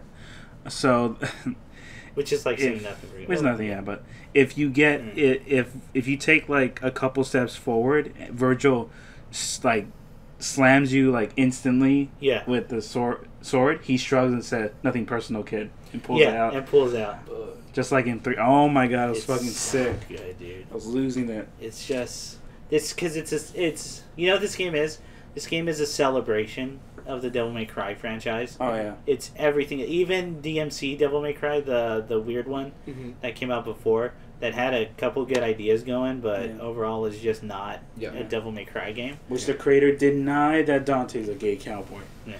Well, yeah, that's the very famous one where those slides showed up, and it's like Dante is like Tyler Durden from Fight Club. I remember this. It is not a gay cowboy. And then you have the pop up by Itsuno showing off the gameplay, and he just pops up and says he is absolutely a gay cowboy. He literally, there's one scene I gotta show you because there's no way to describe it, but it's him getting the Faust hat, and it's become like now super famous across the internet. But I gotta show you that scene because you want to talk about just a straight up middle finger to the Bats development team. You want that's the scene. Everyone's great. Lady's great. Trisha's great. Oh yeah. Best looking. Nico is like an amazing addition to the thing. She's so fucking cool. Yeah. And just again, all these little great character moments, like her constantly denying that she's not her dad. And then when she meets Dante and gets nervous for the first time, the stutter comes through. And it's the same stutter her dad always had from DMC4. Fuck, dude, that game's amazing. That game, I can't stop playing it. Like, I've already beaten it twice. Oh, by the way, the greatest reward ever for beating a game comes if you buy the deluxe edition. Yeah. Greatest reward I've ever seen. In that you beat the game once. Now, when you play the game, you can have it set. So like most cutscenes will now be the live action versions of the cutscenes in the games that they use to record for reference. And it's hilarious. It's amazing. It's to me, those are the cutscenes now because I can't stop watching them. Have little action figures fly through and do all this stuff. Yeah. People dressed up in costumes, green screens like cutting across the sky, like they're doing all this weird shit for scale. Or my favorite is when Virgil cuts horizontal. Yeah. Or the voice actor, and you see two guys with suits, like they have two panels and they move it away vertically. So it goes like this. And they do. Yeah. Oh my god. It's the best. That game's amazing. I can't sick. stop playing it. Like, it's so fun. Yeah, it was everything expectations exceeded. I can't. It was everything I wanted and more. And Bloody Palace is out now, and I'm still trying to beat it, and I keep dying around the stage 60. So I gotta get to it. A lot of big dick energy. Hey guys. It is amazing. Promised and more. I can't stop. Yeah. I'm now just trying to get all the EX taunts, which they don't even show you what those are. Oh man. Oh, there's so many cool things. Okay, what else did I play? Video games, not too much. I was playing a lot of Enter the Gungeon on my whenever I got like an hour or 30 minutes free, and I finally actually beat like one of the character stories, which is that game's hard, so I was really glad about that. And it comes in a really cool, like crazy interdimensional being fight. It's really cool after you kill the dragon, and like you kill the dragon and then you make a bullet that shoots through time in order to kill your past. Sure. Yeah, man. Game's cool. That game's amazing. That game's great. Especially with that new update. It's fantastic. If you haven't checked it out, it's like $15. And it is well worth your time. Yeah, I think it's a good introduction for roguelites too. Yeah, it's probably the most accessible. Yeah, that and Monolith, I think. Yeah. Out there. Okay, so what else? Oh, I finally watched a new season of Arrested Development. And I thought it was funny. I'm so glad a lot of people got their comeuppance. Like, oh, they got what they deserved. yeah. Except I would argue Michael and the son. George Michael. George Michael. Like, I think George Michael gets it a little bit too easy. Yeah. I mean, they finally fight, so, like, that's a... And I feel like the show had been shying away from how much Michael was like his family. Yeah. Michael, oh, and now it's full on addressed in, like, the thing. like, Michael is no better than them. Yeah. At all. Yeah, he's taking advantage of situations. He's like... And he's incredibly short-sighted and selfish. Yeah. And as, like, they've played more with his relationship with George Michael, you see, like, oh, he's completely oblivious as much as they are. Yeah. And George Michael is, like, while he's still kind of on the outside of it, is still becoming a product of that. Well, I think there's, like, literally a scene Yeah. where maybe and George Michael are like, oh, you're, like, a slightly better version of your dad, and I'm, like, a slightly better version of my mom. Yeah. It's like, Oh, yeah, they do, really. they are. Yeah. And they kind of are. Like, those two at least try to do nice things sometimes. Yeah. It's usually from a very selfish place, but it's sometimes. And I'm glad there's a good amount of self-aware jokes where it's like, wait, are you George or are you Oscar? And he's like, I don't know, I kind of lost the thread at that point. I wasn't not sure if I did that or he did, but just good stuff with that. No, it's funny. It's a good... I'm glad they finally, like, got around to doing that. I'm glad they closed it off. I think my favorite joke was the Golden Girls reference. Made me laugh incredibly hard. Oh, yeah, just the whole family, like... It actually was incredibly stressful, but we just edited it around to make it seem more fun. See? Why would you do that? I think also, like, I keep... Looking back, I'm now of the opinion, like... Tobias has, like, a really short temper, actually. Yeah. He's, like, ready to fly off the handle at any moment. moment. He is a fragile human being, you know? Like, hanging by, like, threads. He has to recreate a shell to put on each time, like, flies off. And also, it turns out, oh, hey, he's not the gay one in the family. No. Turns out, it makes more sense who it is. Yeah. It really does. That totally checks out. that checks out. Mm-hmm. I don't know. Was there for you anything that stood out? I haven't seen it. Oh, you haven't seen it? Yeah. Oh. What about you? Anything like? I'm trying to. It was a while ago when it was probably like right after a podcast. Okay. So I think it came out and I finally had time to sit down and watch something. So I did that. Stand out. No, because I'm trying to think of, like, good jokes that wouldn't just be straight up spoilers. Like, I'm thinking of... We can say this and it won't spoil anything. Okay. But I think it's, like, literally the last joke of the series. Yeah. Is, who does she look like to you? Judy Garland. Oh, yeah.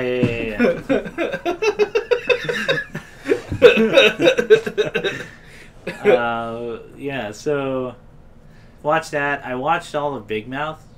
How was that? Finally, it's good. I wasn't too keen on it the first time. I thought it's very raunchy. It was very raunchy the first couple episodes, and it still kind of is the rest of it. Yeah. But as I kind of get used to that, some of the jokes are really landing. Okay. Maybe a little bit too much on this self-aware thing sometimes, but very much like that show does delve into very much topics that are not talked about puberty, and it's actually addressing a lot of shit. Okay. And it's giving good answers, like or at least answers that I think are really well thought out. Okay. Really explore. Like, it's crazy how deep that show is. Like, for as much as it's we do the sex jokes type of deal. There's funny bits. I'm so glad you get to a point where everyone's like John Mulaney's character Andrew is like the worst. Like, he is a piece of human shit. Like, I'm so glad we're finally at that point, at least where I stopped, but... Okay. Because like when you first watch it, you think he's gonna be like the sympathetic main character. Mm-hmm. Ooh, there is some stuff where it's like, nah, man, that's fucked. Like that, that's like, oh man, yeah, it's good. That show is really funny. Cool. Plus, now I've just been saying "Go Mets" whenever, like, in a Jewish voice because I think it's funny. It is funny. Go Mets. Like I outside of having watched that can tell you wherever it's from. That's right.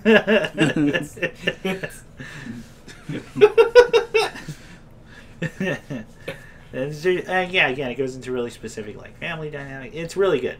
Okay. It's good. Cool. Yeah, man. What else? JoJo. JoJo's still going. JoJo's still great. Have you watched any more? Or are you still on the like? I'm still on 1, but I'm gonna probably hit 2 pretty soon. Oh, okay, cool. Oh, nice. I never got to ask. What did you think about the outro and intro? That was pretty cool. Aren't they fucking amazing? That's wild, man. Yeah. And it also has made me eager to listen to that song now.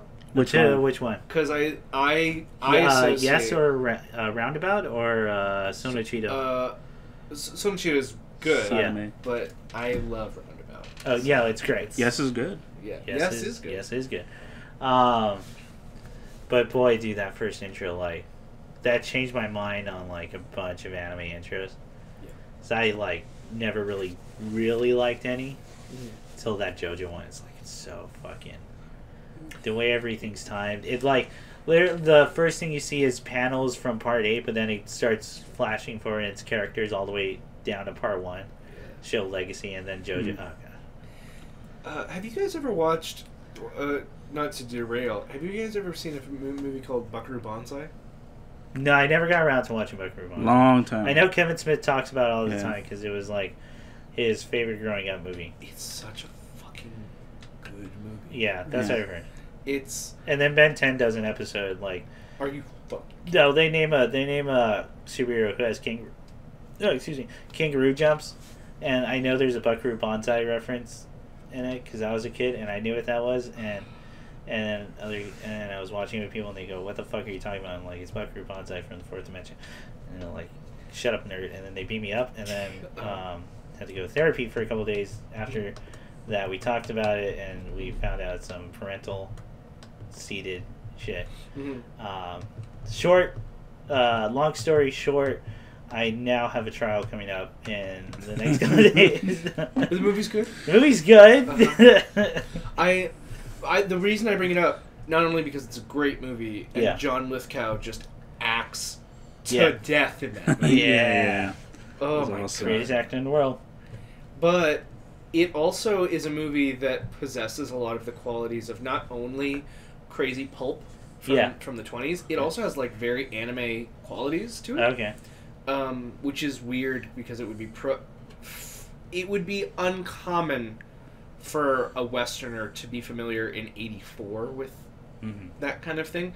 But the closing credits of Buckaroo Banzai is like an upbeat electro pop song, that's cool. While all the characters march in unison down a riverbed to the rhythm. And, like they're in like formation. And okay. This is how anime ends. This is an anime end. Yeah. That's cool. Like, also like an anime, it's a very obscure movie. It's really weird, hard to follow. Like, did they win? Yeah. JoJo's straightforward as fuck, dude. Like, Dio's Evo. Dio's Evo. Dio's evil. He must die. Like, did you get to Zappelli? No, I didn't get to. Yeah, I think Ian would be freaking out. Like, he'd be. Yeah. You're gonna love him. Hey man, in part 5, Araki knows what he wants.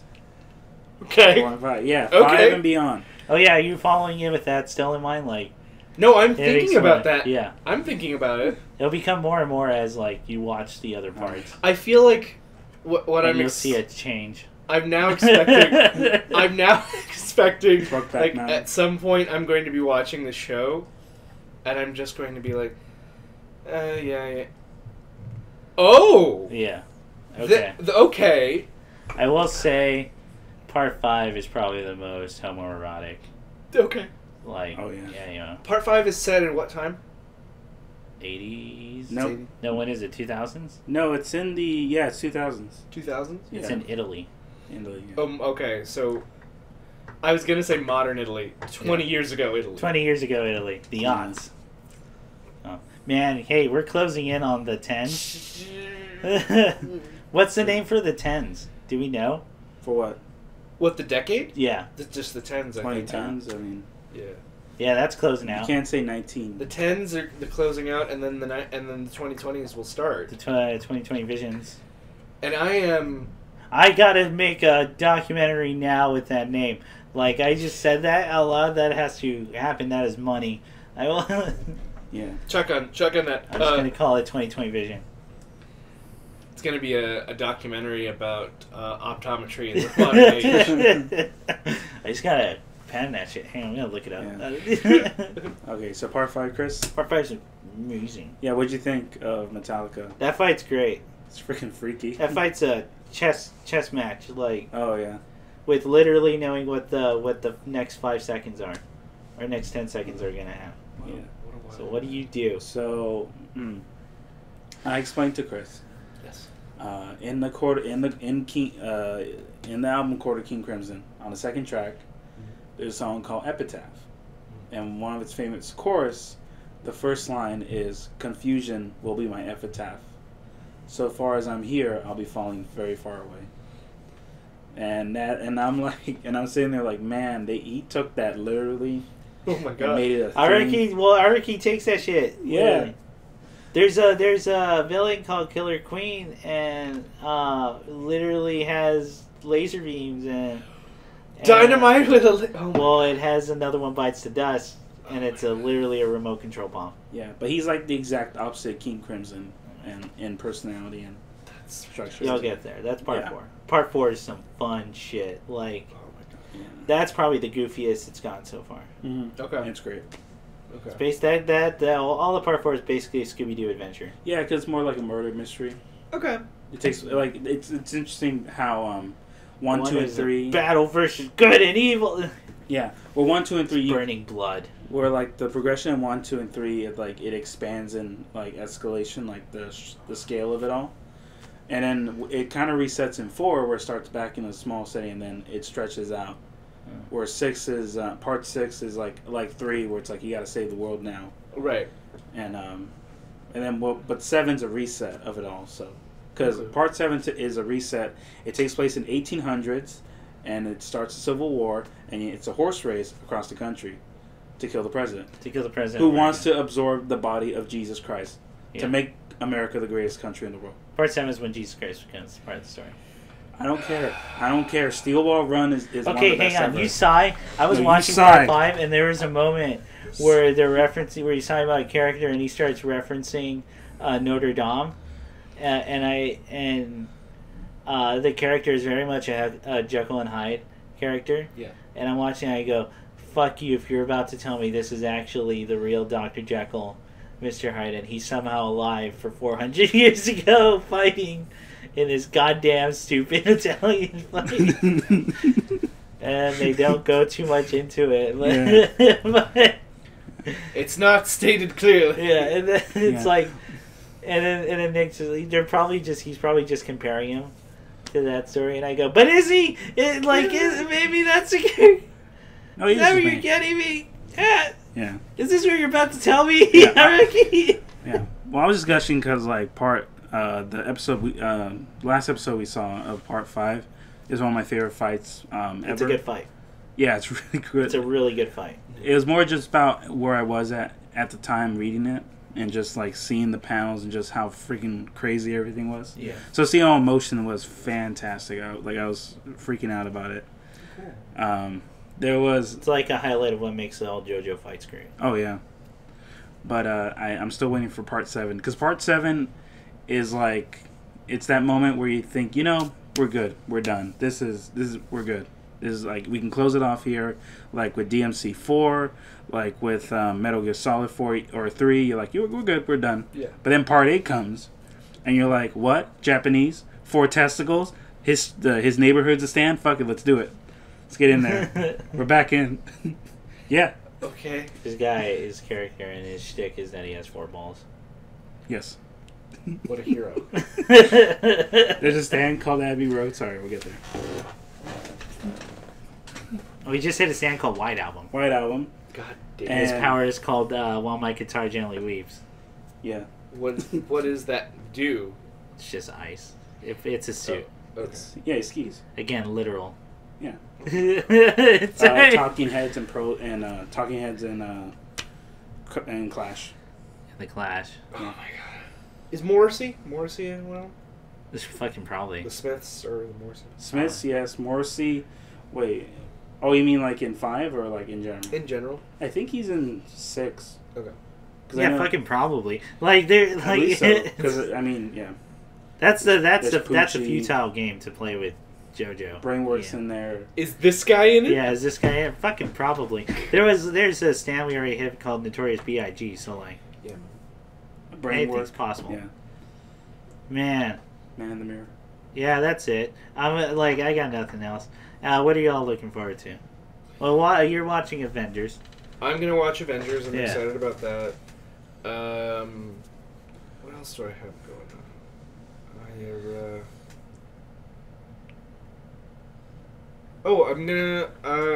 I'm going somewhere How long can we strange, keep silent? strange and exotic. Oh yeah. Yeah. Where? Same. Well, I don't want them to know. I'll tell you guys. Oh, tell me later. Yeah. I'm teasing it. Oh, okay. Oh, okay. you can't wait. Can't wait till you hear. Can't wait till next one. Oh, it's getting. Oh, Yeah. Somewhere exotic like Ronkonkoma. Wrong. Come on. guys, if you're gonna spoil it, if you're gonna fucking. Nick, what are you Yeah. looking forward to? I mean, like stuff I was halfway through. Probably finish up Battleship Brigade. Oh, okay. That and I'm still plowing through Monolith. It just expanded in Oh, a way yeah. another schmuck did. And that probably catch up with Captain Marvel to watch Oh, Endgame. yeah, that's true. Tight. Yeah. Let's see. And then- Okay. I was saying I'm rereading Steel Ball Run. That's why I keep bringing it up. Oh, okay. I'm reading part 7 because it's still my favorite. Gotcha. Yeah. Okay. So that's so far. Yeah, I'll have to watch the Avengers stuff. Oh, I forgot to talk about a show that I would highly recommend to people. It's called Documentary Now. Have you seen it? Yeah. That show's fantastic. What's your favorite episode so far? I really liked the first one, actually. I thought that was a good intro one. That was The Garden. Oh, where they're making fun of the Of the Kennedys. Grey Garden, yeah. Yeah. So that's a good one. I liked all the music ones. Just because I watched a bunch of music documentaries growing up, so I knew like a bunch of stuff they were referencing. What was another good one? The black and white film. The Inuit guy? yeah. Yeah. Just because of that escalation, like So dramatic. everything like just the changes or so. So for those who don't know, Documentary Now is a thing led by a bunch of SNL writers, but Fred Armisen. Fred Armisen, Bill Hader are the head of it. And each episode is a parody of a famous documentary or style of documentary. Yeah.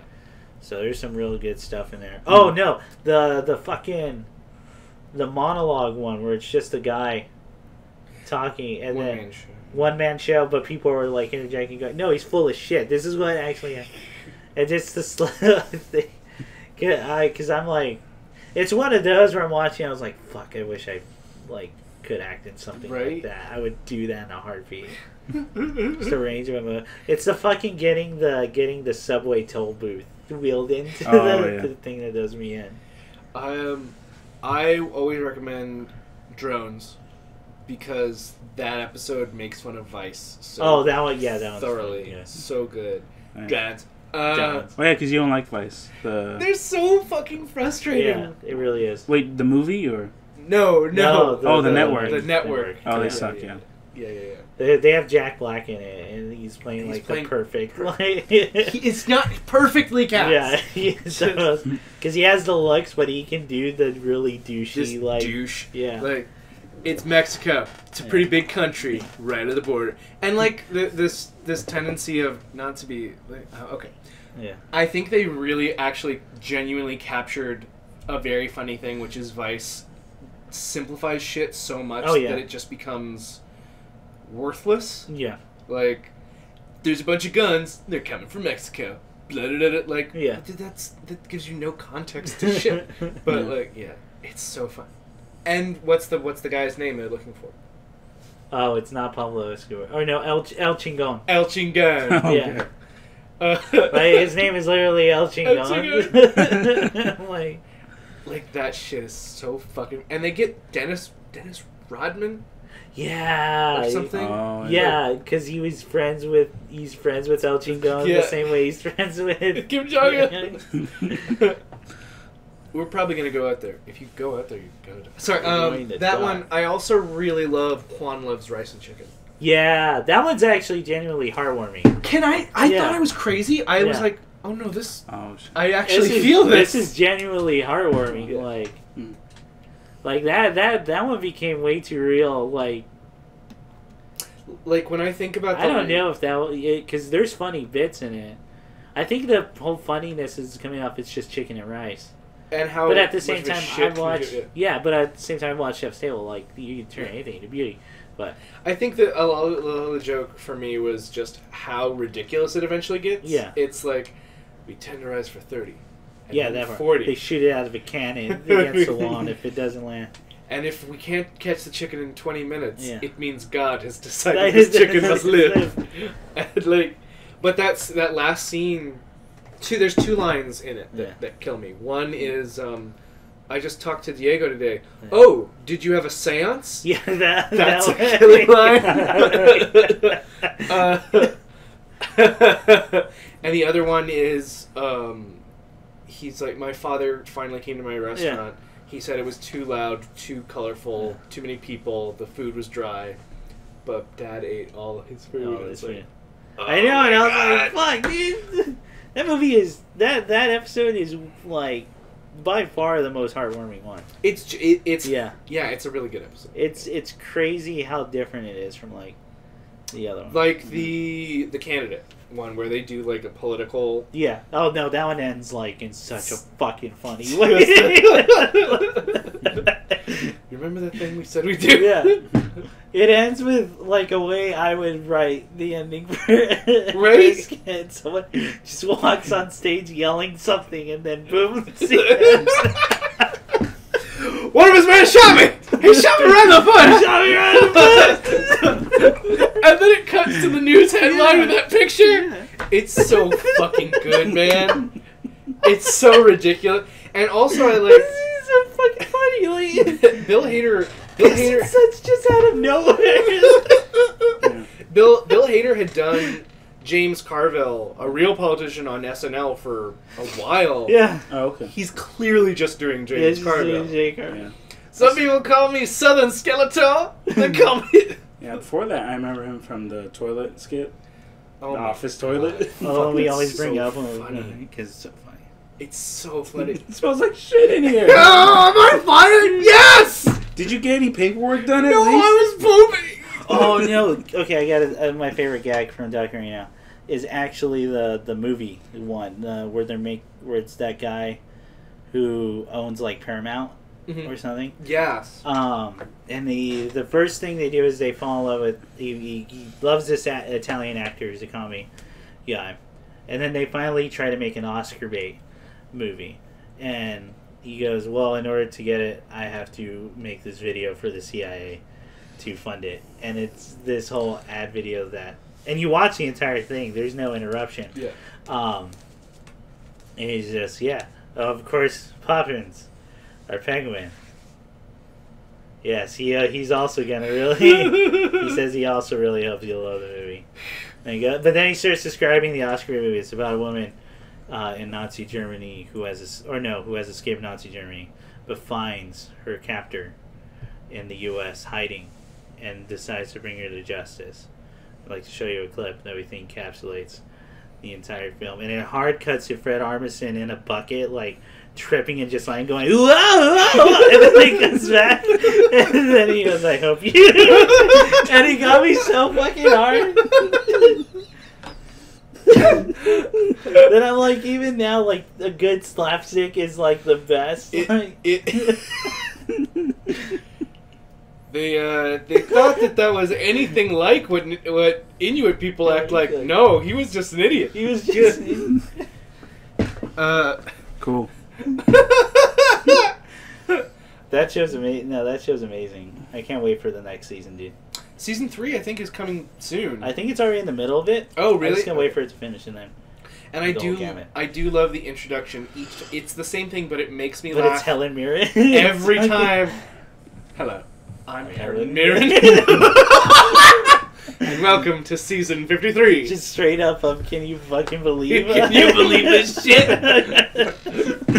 You got Helen Mirren, Oscar-winning Helen Mirren. Oscar-winning actress Helen Mirren. Such is amazing. I can't wait for it to finish. I guess that's what I'm looking forward to. Oh, fuck! Everybody go watch. Yeah, man. Now. Yep. It's a strong first episode. Like, just a slow burn of what that is. Yeah, that's just good. What else am I looking forward to? Nothing. Well, like Oh yeah, so we didn't officially announce it. I'm editing the stuff right now, but we all recorded very special episodes. Well, it'll be cut into 4 different segments. I'm just fine-tuning that now. As some may know, May is Mental Health Awareness Month, and we've all 3 of us have had our own struggles against that, and we decided to share some of that on an episode, which has already been recorded. And that's going to be divided into 4 parts that will come out for each week, or each Friday of May. So the first one obviously being May 3rd. May 3rd should be the first Friday. yeah. That'll be out. Then it'll be kind of surprised what segments they are. I'm probably going to do a small introduction to each episode. So it'll be kind of touched upon. So please look forward to that. For that, I want to do some charity streams for different charities that help out victims of or people going through different stages of mental health or anything that I could go into research and all that. Those are going to be kind of off the cuff, so I'll keep posted to our social media stuff for when that's out. Yeah, so that's what I want to look forward to is getting that finally released. Okay. Yeah. Cool. Nice. Great. Sounds Man, I want to go. I just want to do there's a part of me that just wants to do slapstick, like at work or like public places now. Ooh. Oh, they fell off. You think it's time? Do you think it's time for slapstick to come back as the predominant? I Has it been long enough? There's never been a stronger time, Chris. never been a better time to carry a board Yeah. and then suddenly turn saying, "What?" Can't Is stop. it? Won't stop. Have we gone into young people like absurdism? What's more absurd than slapstick? The essence of the absurdity of life. I still say my favorite slapstick bit is in Ed and Eddie when the guy backs when Ed is carrying a big long plank of wood, and then he walks in, and then it's himself again on the other side. That's pretty great physical comedy. Yeah. It's very funny. Please laugh. It's very funny. Oh my god.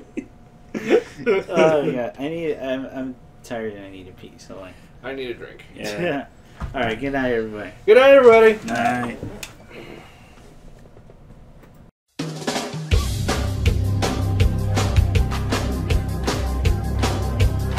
If you see a faded sign at the side of the road that says 15 miles to the left,